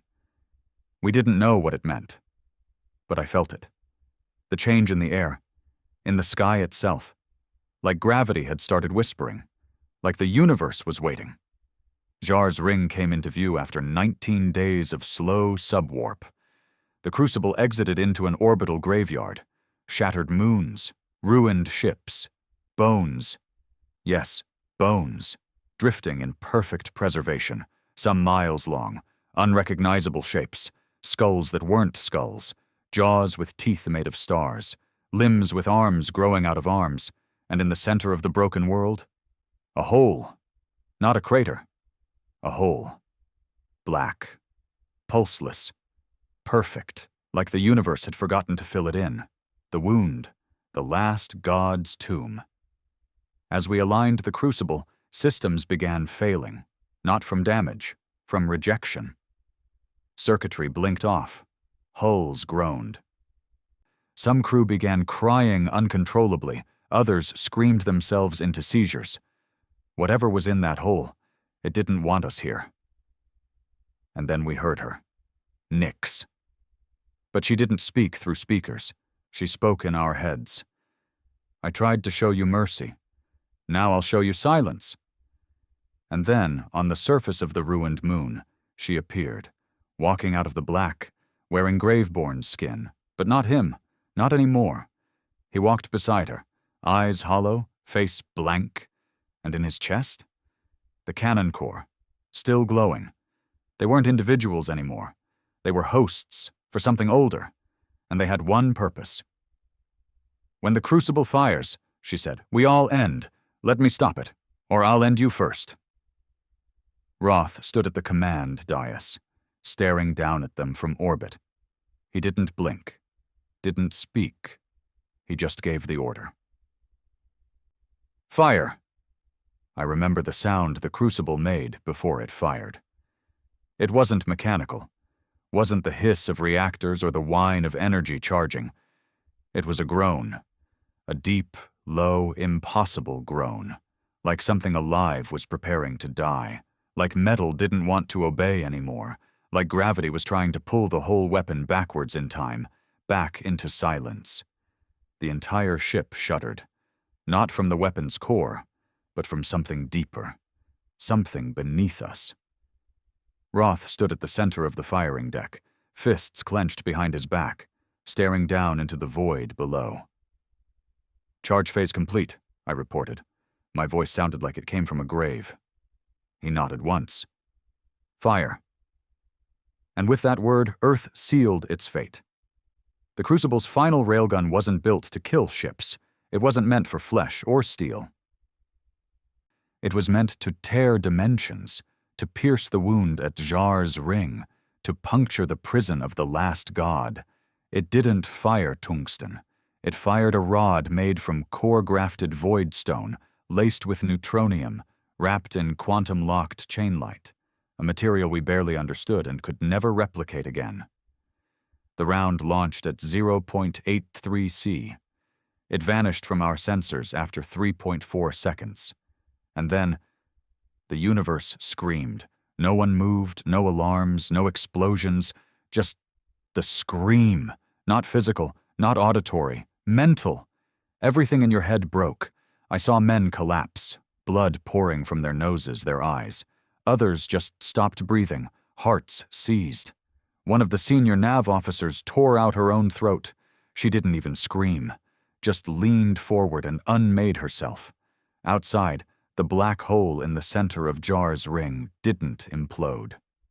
It opened, it folded back, and behind it, there was no space, there was no light, just a shape. Huge, endless, impossible, made of limbs that weren't limbs, teeth that circled into themselves, a body that didn't obey symmetry or reason, and a face, no, not a face, an idea. And it looked at us, not with hatred, not even recognition, just curiosity. Like a child watching ants build a fire, the crucible lost gravity. Time dilated. For 4 minutes, we were outside time. I looked across the deck and saw 3 versions of myself. One dead, one older, one still frozen. Roth didn't blink. He stood in the storm like a statue carved from war. The bridge windows were no longer showing stars. They showed history, ours, theirs, all of it. Empires rising and falling in reverse, ships forming from rust, bodies reassembling in loops, one by one. The crew collapsed, not from wounds, from exposure. Then came Nyx. She emerged from the open wound, dragging what used to be Graveborn behind her like a chained dog. His body was wrong, stretched, cracked, held together by logic that no longer existed. The cannon we lost to her? It wasn't a weapon now. It was a mouth, embedded in his chest, gnashing, feeding, on time itself. And Nyx? She laughed. Not human, not alien, not sound. Her laugh was the removal of sound. "You fired a warning shot," she said, "into the mirror. Now it knows you're here." Roth finally moved. He stepped forward to the edge of the command dais, leaning on the rail, staring down at her. "Then I'll show it what we are." He pressed the failsafe. The secondary trigger. The crucible had never been designed to fire just once. Its true purpose? A second pulse. One that turned the dimensional cannon inward. A suicide shot. Not to kill the god, to collapse the pocket it lived in, to cut it off. But it needed time, 15 minutes. Nyx launched first. She didn't fly, she arrived. Next to Roth, next to me, next to the cannon, at the same time. Her body split into reflections, each one moving through a different thread of time. One version was wounded, one was on fire, one was still human. I fired at all 3. Only the one on fire dropped. The others bled light. Graveborn followed. He didn't walk. He unfolded into existence, screaming in silence. The thing in his chest fired a pulse. It wasn't heat. It wasn't pressure. It was deletion. 3 decks of the crucible ceased to exist. Not destroyed, just gone. Erased from probability. We fought. Not to win. To hold. Grinder was there. Bleeding from both eyes, holding the eastern reactor line with nothing but a fusion cutter and a bomb vest. He never said goodbye, just nodded. Then triggered the vest. Took out 2 Nyx reflections and a chunk of the cannon's lower chamber. Time bled. Reality stuttered. Ships orbiting the crucible began aging backwards. Messages arrived before they were sent. And all the while, the god watched. Not with eyes, with memory, and we felt it, our deaths, our futures, our extinction, over and over. Roth stood in the core chamber now, palm over the second pulse. Nyx crawled toward him, body glitching, screaming in voices not hers. "You're nothing. You were born from dirt. I was made from design. You are rot in a dying story." Roth didn't flinch. He looked down at her, and for the first time, I saw it. Pain. "You were my sister," he said. "I raised you to be free. And you let them make you their leash." He pressed the trigger. The crucible screamed. So did we. So did the wound. The second pulse didn't fire a projectile. It fired ourselves. Every thought, every moment, every death, we poured into the hole like liquid memory, and behind it, the god recoiled. Not in pain. In confusion. We were small, but we had done something it hadn't expected. We resisted. The crucible collapsed. Time folded inward. The cannon was the last to go, and in the last second, I saw Nyx reach for Roth. Not to kill him, to hold him, to remember. And then she was gone. We awoke later. Somewhere. Somehow. The crucible was gone. But we were alive, at least some of us. Grinder's vest was found floating in subspace. Roth's body was never recovered. The cannon's core? Vaporized. But the wound? Closed. Across the galaxy, systems stabilized. Stars burned again. Planets awoke. But not without scars. Some places never returned. Others came back, wrong, and deep in the coldest corners of space. The echoes still pulse. Waiting. Listening. And in my sleep, sometimes I hear her. Nyx, not screaming, not laughing, just whispering, "It still dreams." We didn't call it victory. There was no parade, no anthem, no speeches, no one left to give them. What we had was silence. Not the cold, creeping kind from the old war, not the suffocating quiet of orbital winter or the empty static of council bombardments. This was something deeper. The kind of silence that follows a scream loud enough to crack a galaxy. We had fired the crucible. We had struck the wound. And the thing that lived beyond time. The dreaming god. The final sin of the old universe, it recoiled. Maybe it died. Maybe it just woke up. Maybe it simply noticed us. We don't know. We might never know. But it stopped, and we survived. For now. The remains of the crucible scattered across 5 systems. Some fragments re-entered atmosphere over dead worlds like falling stars. Others vanished into warp eddies, never seen again. I was found inside a disabled escape pod, drifting 3 light minutes from the Jar grave field. Half my face was burned. My leg was fused to the floor, and my lungs had collapsed from vacuum bleed. They thought I was dead. I wasn't. Not yet. I spent 19 days in a coma aboard the UNS Devotion, the first of the re-entry class med ships. I dreamt of fire, of glass, of Roth's eyes staring into Nyx's, of time breaking like a neck. When I woke up, Earth was different. The first thing I noticed, people whispered again, not in fear, not in obedience, in reverence, about the crucible, about Roth, about what he did. They didn't call it a ship anymore. They called it the last prayer. And Roth? They didn't call him a commander, or a warlord, or a traitor to Earth's old governments. They called him the Flame Father. At first I thought it was propaganda. The survivors had built him into a martyr. Human nature. Fill the void with myth. Paint fire in the shape of a man so you don't feel alone in the ashes. But then I saw the message. The one Roth left behind. Buried inside the crucible's central processor.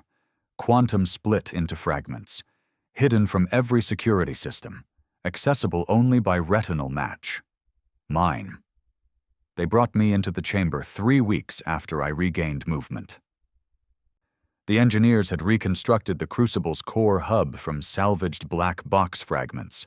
Inside was a data shard, cold, heavy, old-world alloy. I touched it, and Roth's voice filled the room. No intro, no drama, just his voice. Quiet, hoarse, scarred. If you're hearing this, I'm dead, or worse. If the crucible fired, then we forced something ancient to blink. That means there's still hope. But don't mistake survival for peace. We want a moment, not a future. The council will crawl back, and something deeper may wake again. So I'm leaving you this. One final truth. The recording cut to black for 10 seconds.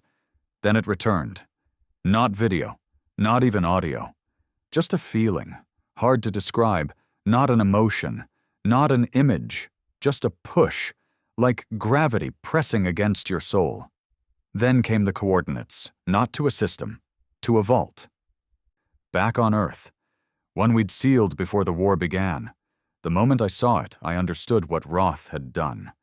He didn't just plan for the crucible, he planned for what came after.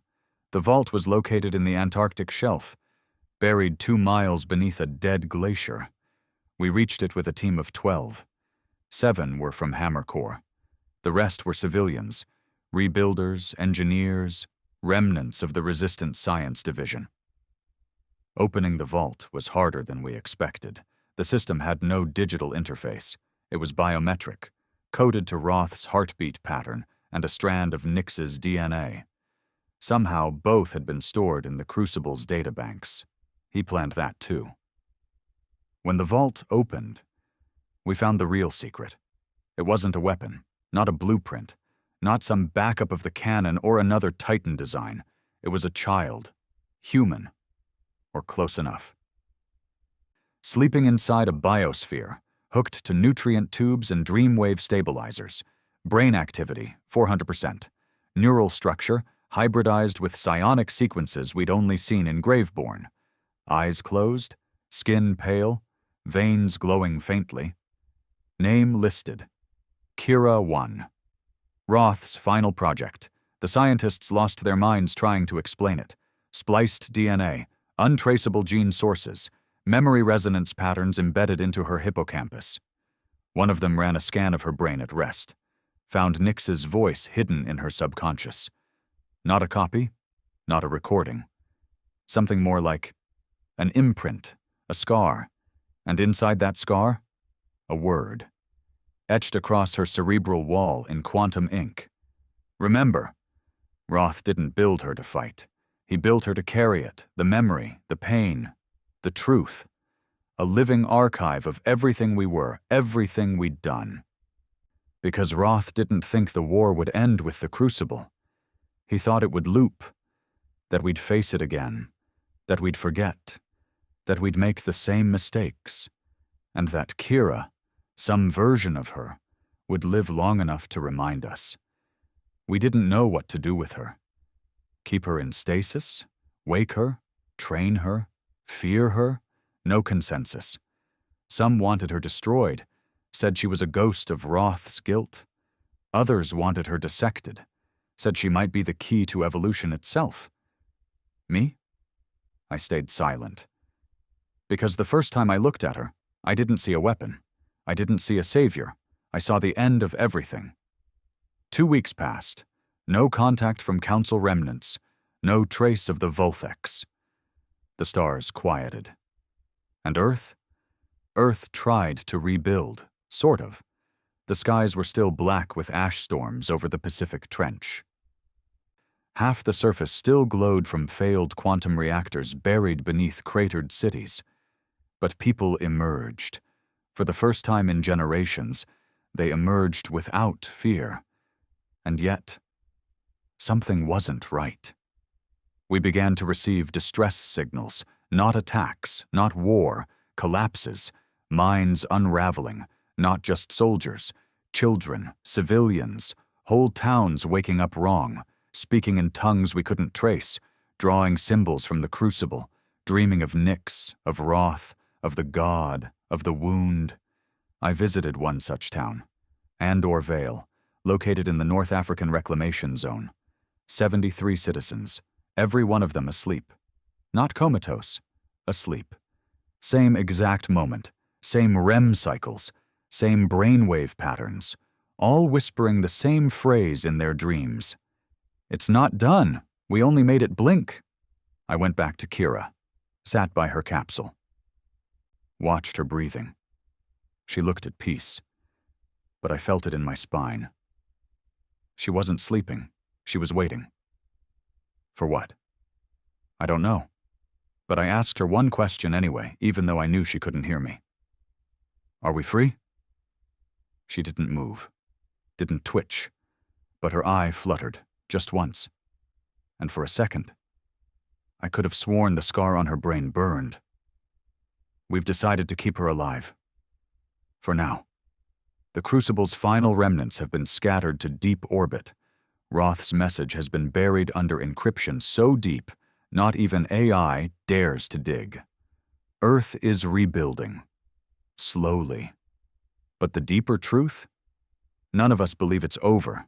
Not really. Because the wound may be closed, but the echo is still here.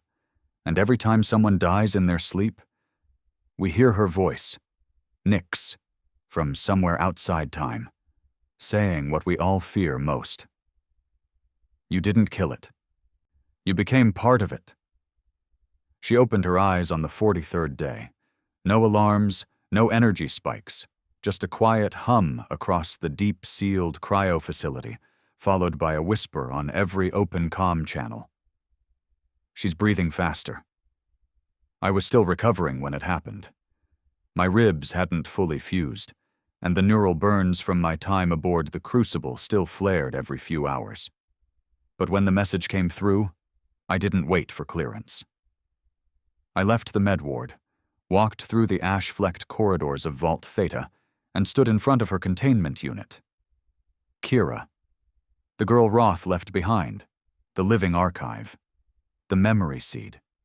The experiment no one wanted, but no one could ignore. She was sitting up. Eyes wide open.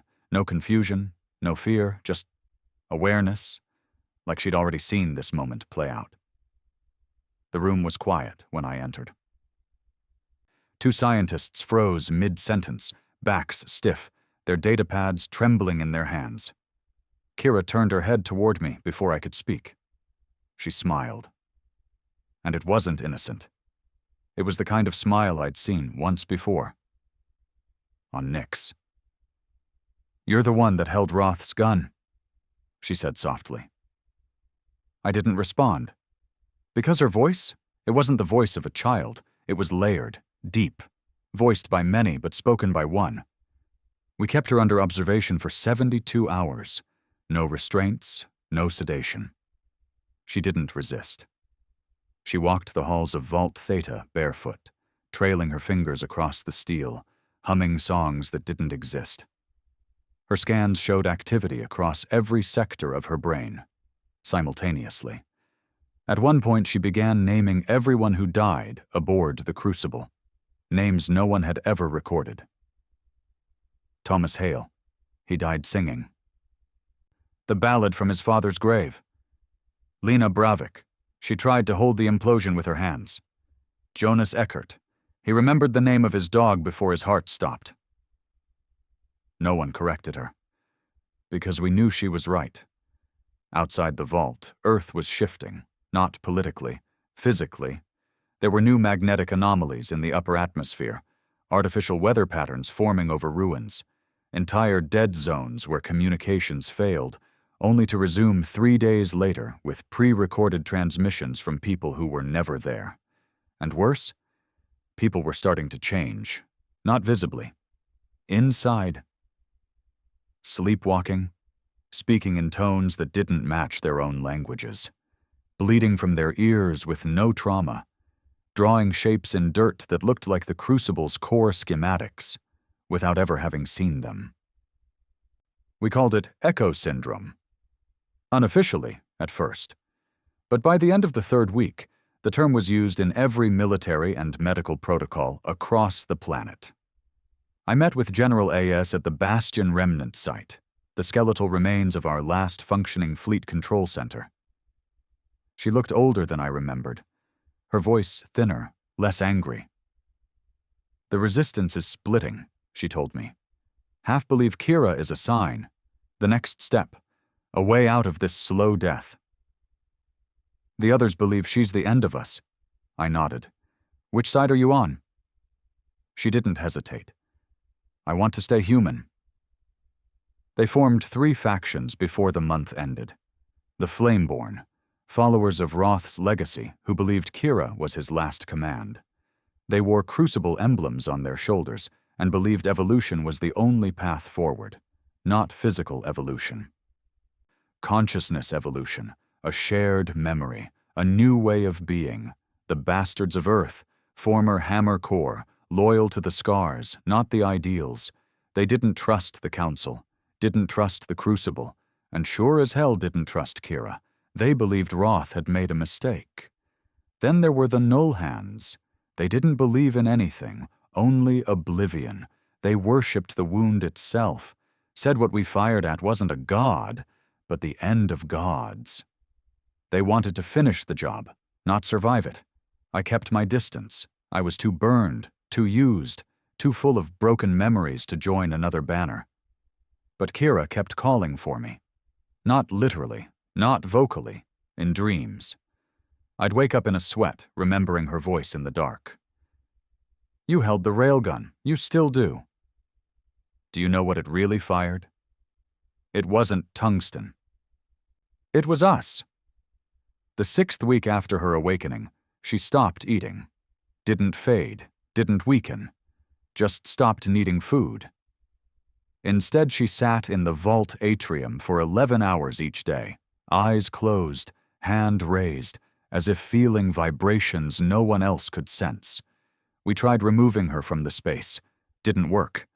Every time we tried to lead her away, something in the lights changed. Something in the walls. One of the guards started aging in real time, skin cracking, hair falling, before collapsing as a skeleton. Another simply vanished. I saw it.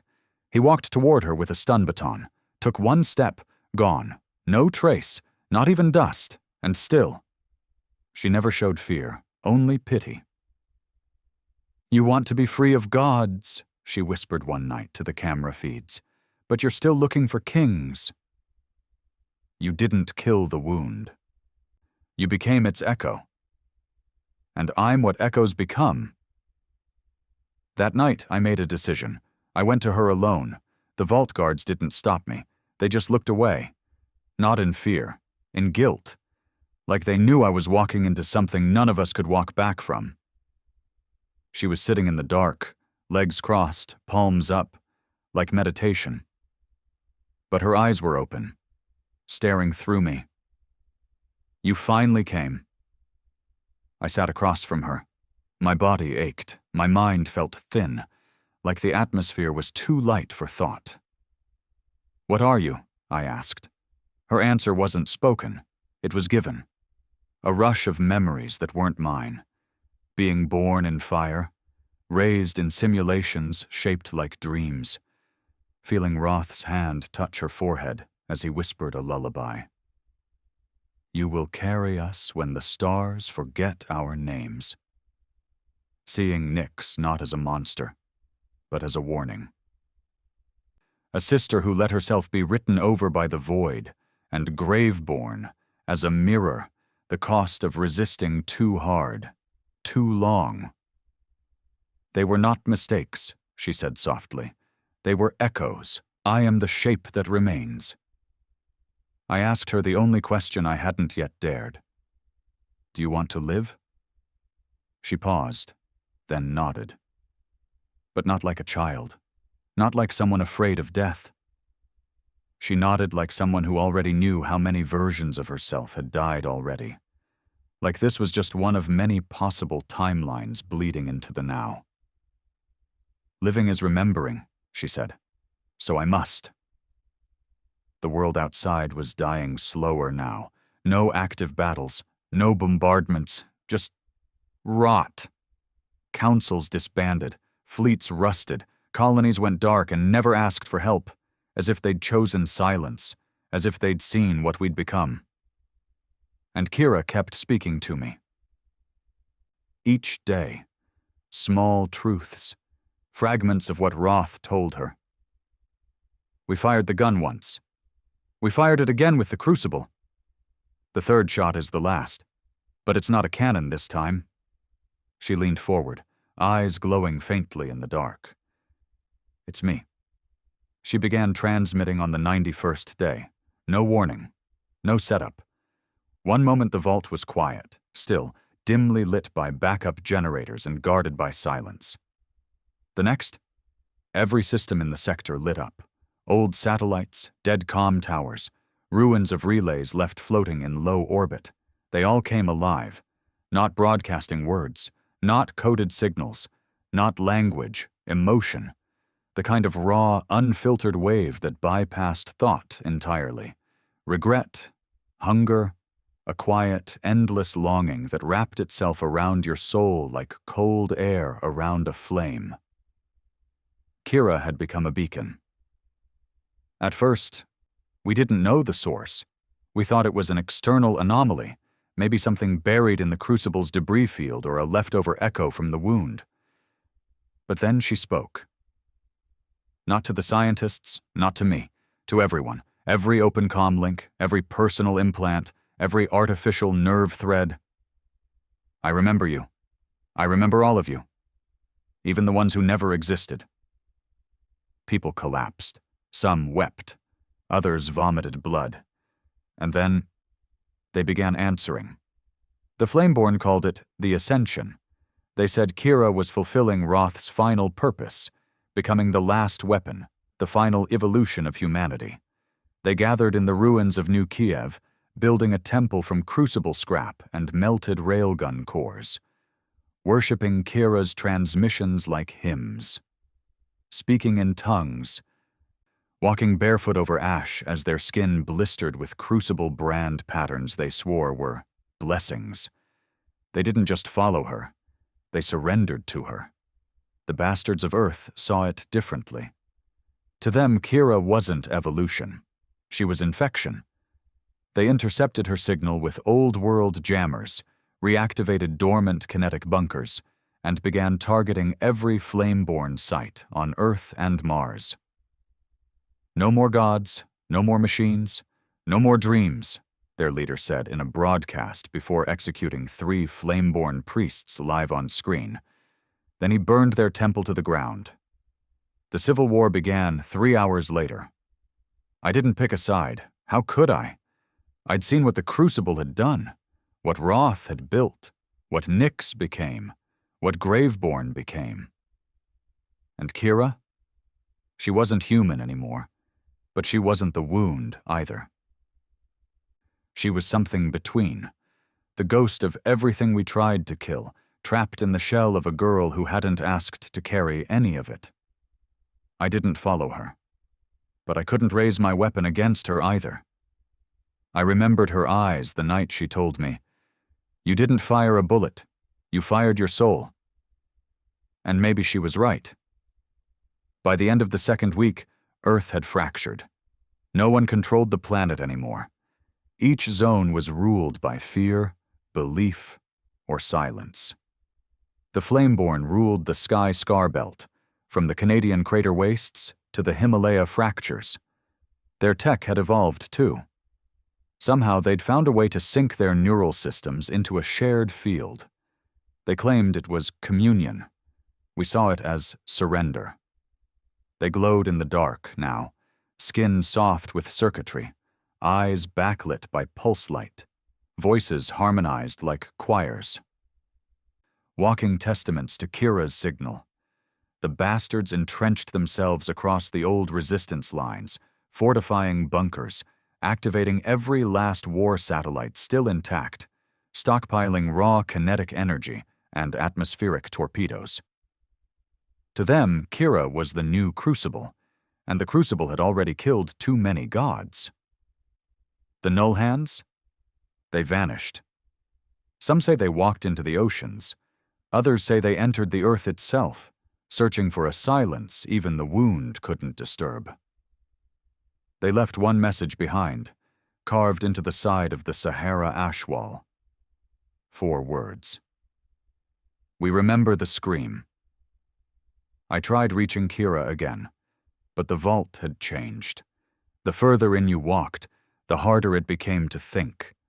Walls shifted, memories bled, time stuttered. One of the guards came out with his own face, aged 40 years, and a bullet wound that hadn't been fired yet. Another returned carrying a child that hadn't been born. I went in anyway, because I had to ask her, "Do you know what you're doing?" She was standing in the core chamber, surrounded by monitors showing nothing but mirrors. Her skin was glowing. Not bright, not loud, just enough to make the air buzz like before a lightning strike. "I'm showing them what they left behind," she said. "I'm teaching them to remember, so we don't become the Scream again." I stepped closer. My legs felt heavier with every step. "You're breaking them." She looked at me. Sad. So sad. They broke themselves the moment they stopped dreaming. I reached out, half expecting my hand to phase through her. It didn't. Her skin was warm. Real. But her heartbeat? It echoed like there were too many hearts inside her. Or none at all. "This ends one way," I said. "With someone pulling the trigger." She nodded. "Then it should be the one who fired first." "You held the railgun. You pulled it when we woke the wound. Now it's yours again." She pressed something into my hand, a shard of black metal. Cool to the touch, heavy in a way that memory shouldn't be. "If you still believe in what we were, aim it at me. If you don't—" She didn't finish. She didn't need to. I left the vault. And the war had already escalated. Cities burned. Old Titans were dug out of deep storage and reactivated by the bastards, stripped of their higher AI, driven manually into flame-born zones like sledgehammers through temples. Kira didn't stop them. She didn't retaliate. She just kept broadcasting. Across every frequency. Across space. We don't know how far, but the Council did. Because on the 100th day, we got a transmission we hadn't expected. A Council vessel, damaged, barely flying, requesting asylum, requesting access to Kira. Their envoy was not like the old ones. Not diplomatic, not smug, just tired, burned. Eyes hollow. His message, simple. We tried to evolve too. But we didn't remember ourselves.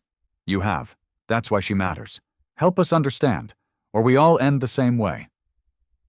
We didn't answer, because no one was in charge anymore. By the time I returned to command, the bastards had begun prepping the old planetary weapon. Project Hades, a solar lens array meant to burn the entire atmosphere of any world with enough focus time. They aimed it at Vault Theta, not to kill Kira, but to erase her. And they sent me one message. "If you believe in humanity, you'll stand down." I didn't respond. Instead, I went back to the vault one last time. Kira was waiting. This time she wasn't alone. Children sat beside her. Not hers, not soldiers, just children. Dreaming, smiling, some of them flame-born, some bastards. One wore a crucifix, one held a council relic. None of them fought, none of them hated. They just listened. And Kira?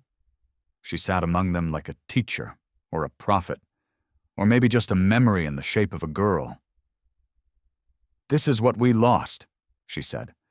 "The ones we were supposed to protect.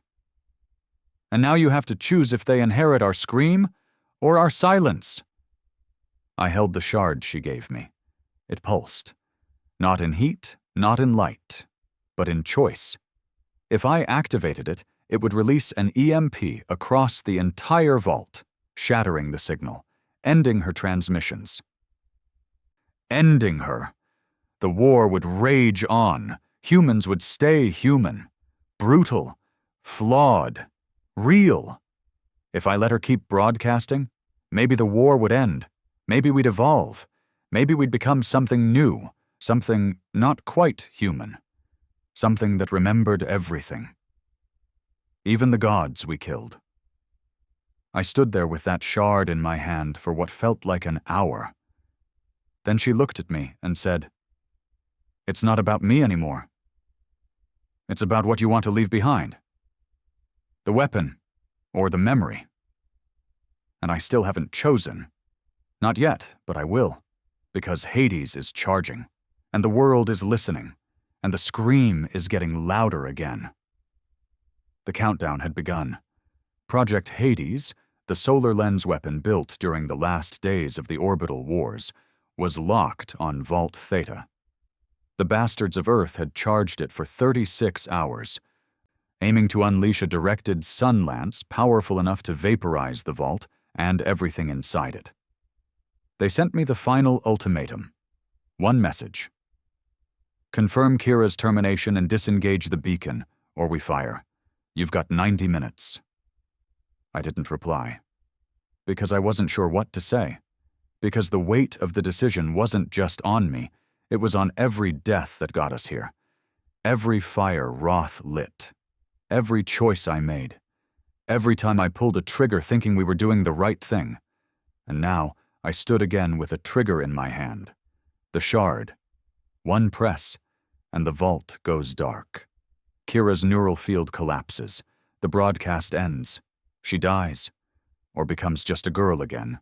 And humanity keeps its rage, its scars, its past.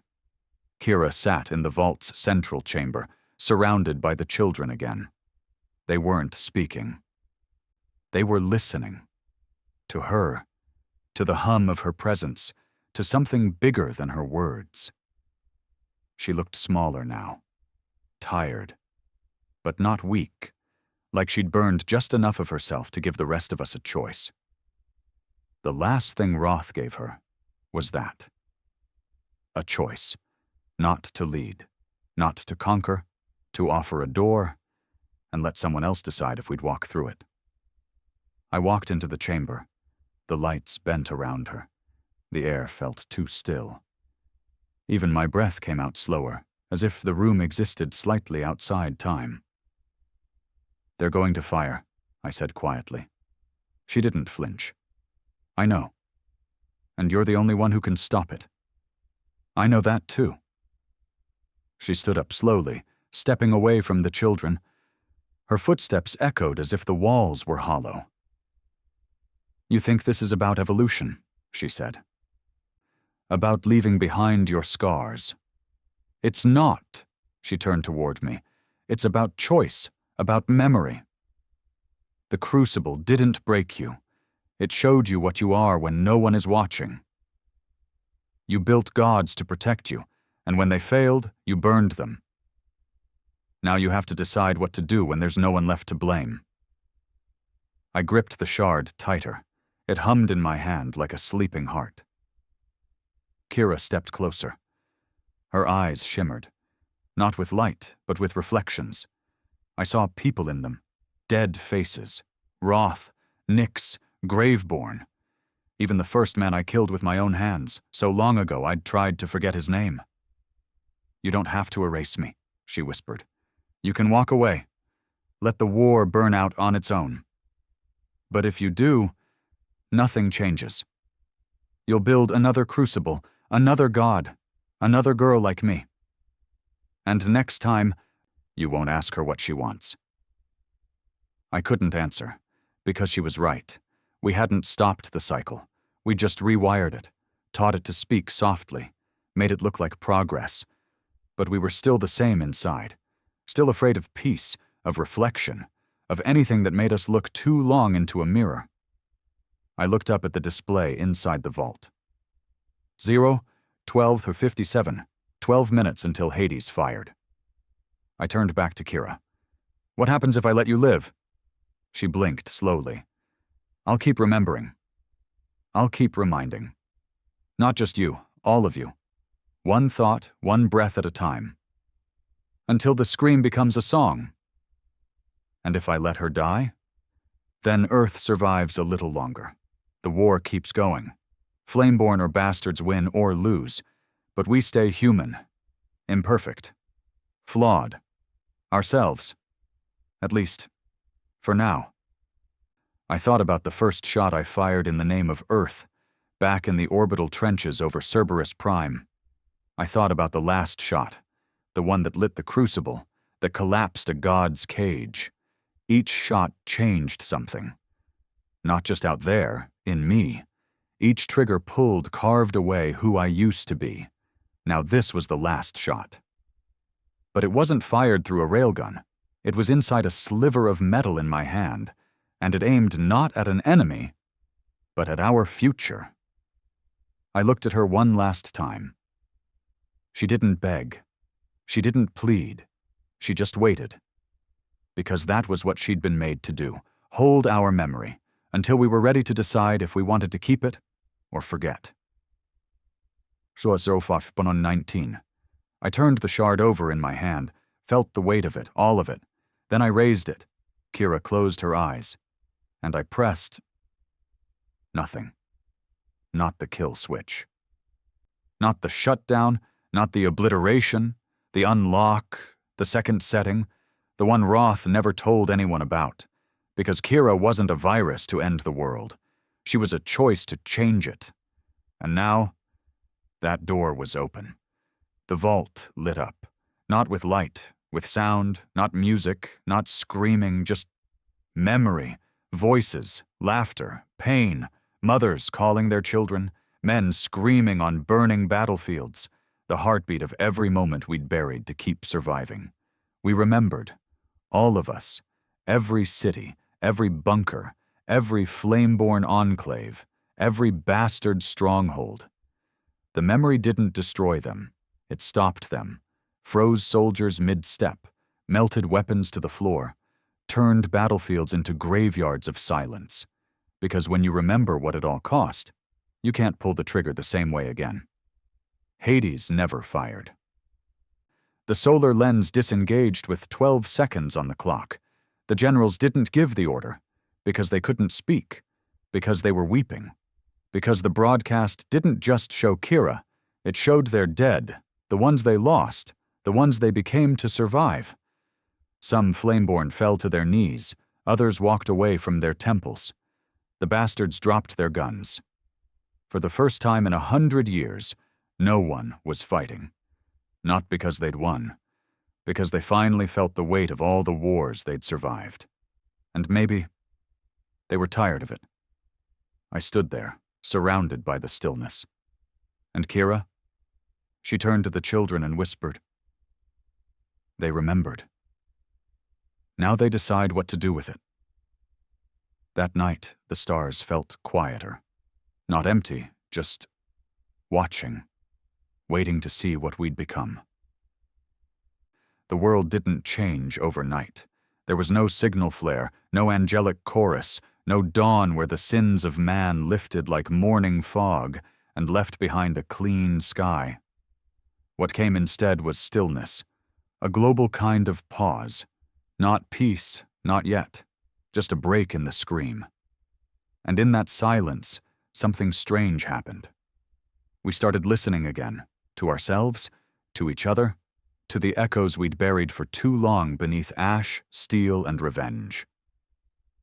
In the weeks that followed the unlocking of the vault, Kira's broadcast changed. It became more human, less overwhelming, no longer flooding minds with the totality of memory like a weaponized guilt storm. Instead, it trickled out slowly, one story at a time, one life, one death, one quiet moment that mattered to someone who never had the power to make the stars listen. We called it the remembering, and for the first time in centuries, no one ran from the past. They gathered to hear it, to share it, to finally own what we had done. Across the earth, temples were torn down, not by mobs, not by bombs, but by the hands that once worshipped within them. Some flameborn chose to disconnect from the shared field entirely, returning to flesh and breath and silence.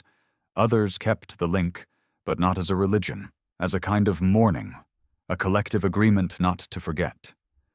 The bastards of Earth, those iron-spined old warriors of the ash trenches and orbital slaughter fields, they laid down arms, buried them in rows like fallen comrades. Many left their bunkers and just walked. To nowhere. To everywhere. seeking something they'd forgotten how to look for. A future without a target. The Nullhands never came back. Not in form.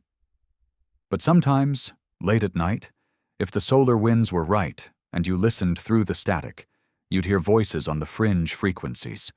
No words, just breathing, just remembering. And that, somehow, was enough. Kira never left the vault.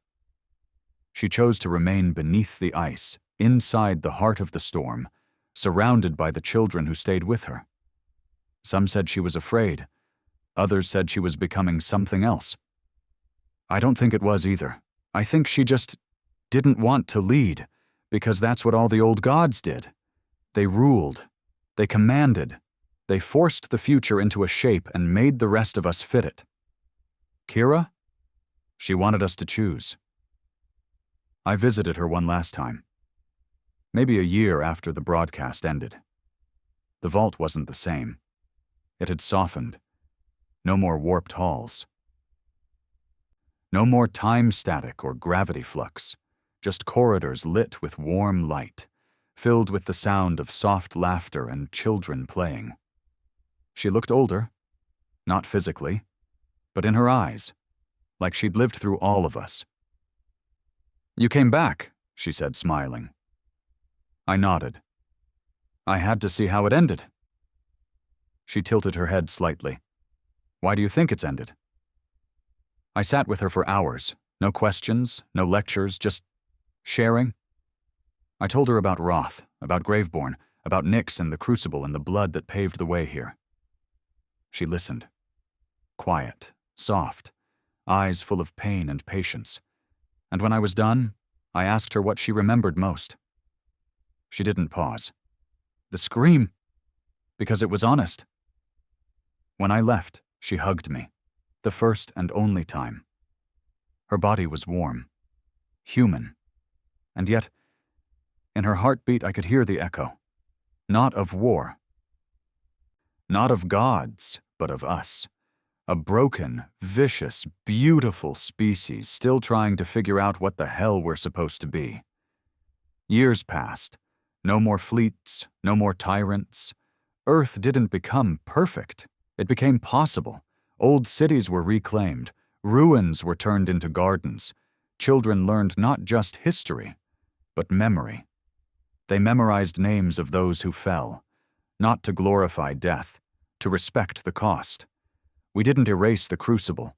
We built around it, turned its remains into a monument. No banners, no statues, just one phrase carved into the hull. We remember what we fired. As for me, I lived out my last years near the Northern Lights zone. Cold, quiet. I taught. I told stories. I didn't lie, didn't clean them up, didn't make myself a hero, just told them the way they happened. Bloody. Broken, real, and sometimes the kids would ask me what the scream sounded like, and I'd close my eyes, listen, and say, "It sounded like being human." Kira outlived us all. She stopped aging around year 27, stopped speaking after year 41. But the broadcast? It never stopped. And in that signal we left everything behind. Our rage, our guilt, our violence, and maybe, just maybe, our salvation. Decades after I died, hell, maybe a century, something changed. A pulse. Deep in space. Not a weapon. Not a scream. Just a signal. It wasn't from Kira. It wasn't from the wound. It was from somewhere new, somewhere quiet, somewhere waiting. The last railgun fired was never reloaded. It rusted, turned green with time and red with memory. It became a relic, not a threat, not a promise, just a reminder that once upon a time, we aimed at the stars. And they looked back, and we didn't flinch. Final note. Some say the god we struck with the Crucible wasn't destroyed, only exiled, sleeping, waiting for us to forget. But I don't believe that, because I've seen what memory can do. It can break you. It can save you. It can turn a trigger into a mirror and make the next bullet a choice. And that's what we left behind. a memory sharp enough to never need a cannon again, a girl who remembered for all of us, and a world learning, slowly, painfully, how to live without kings, gods, or screams.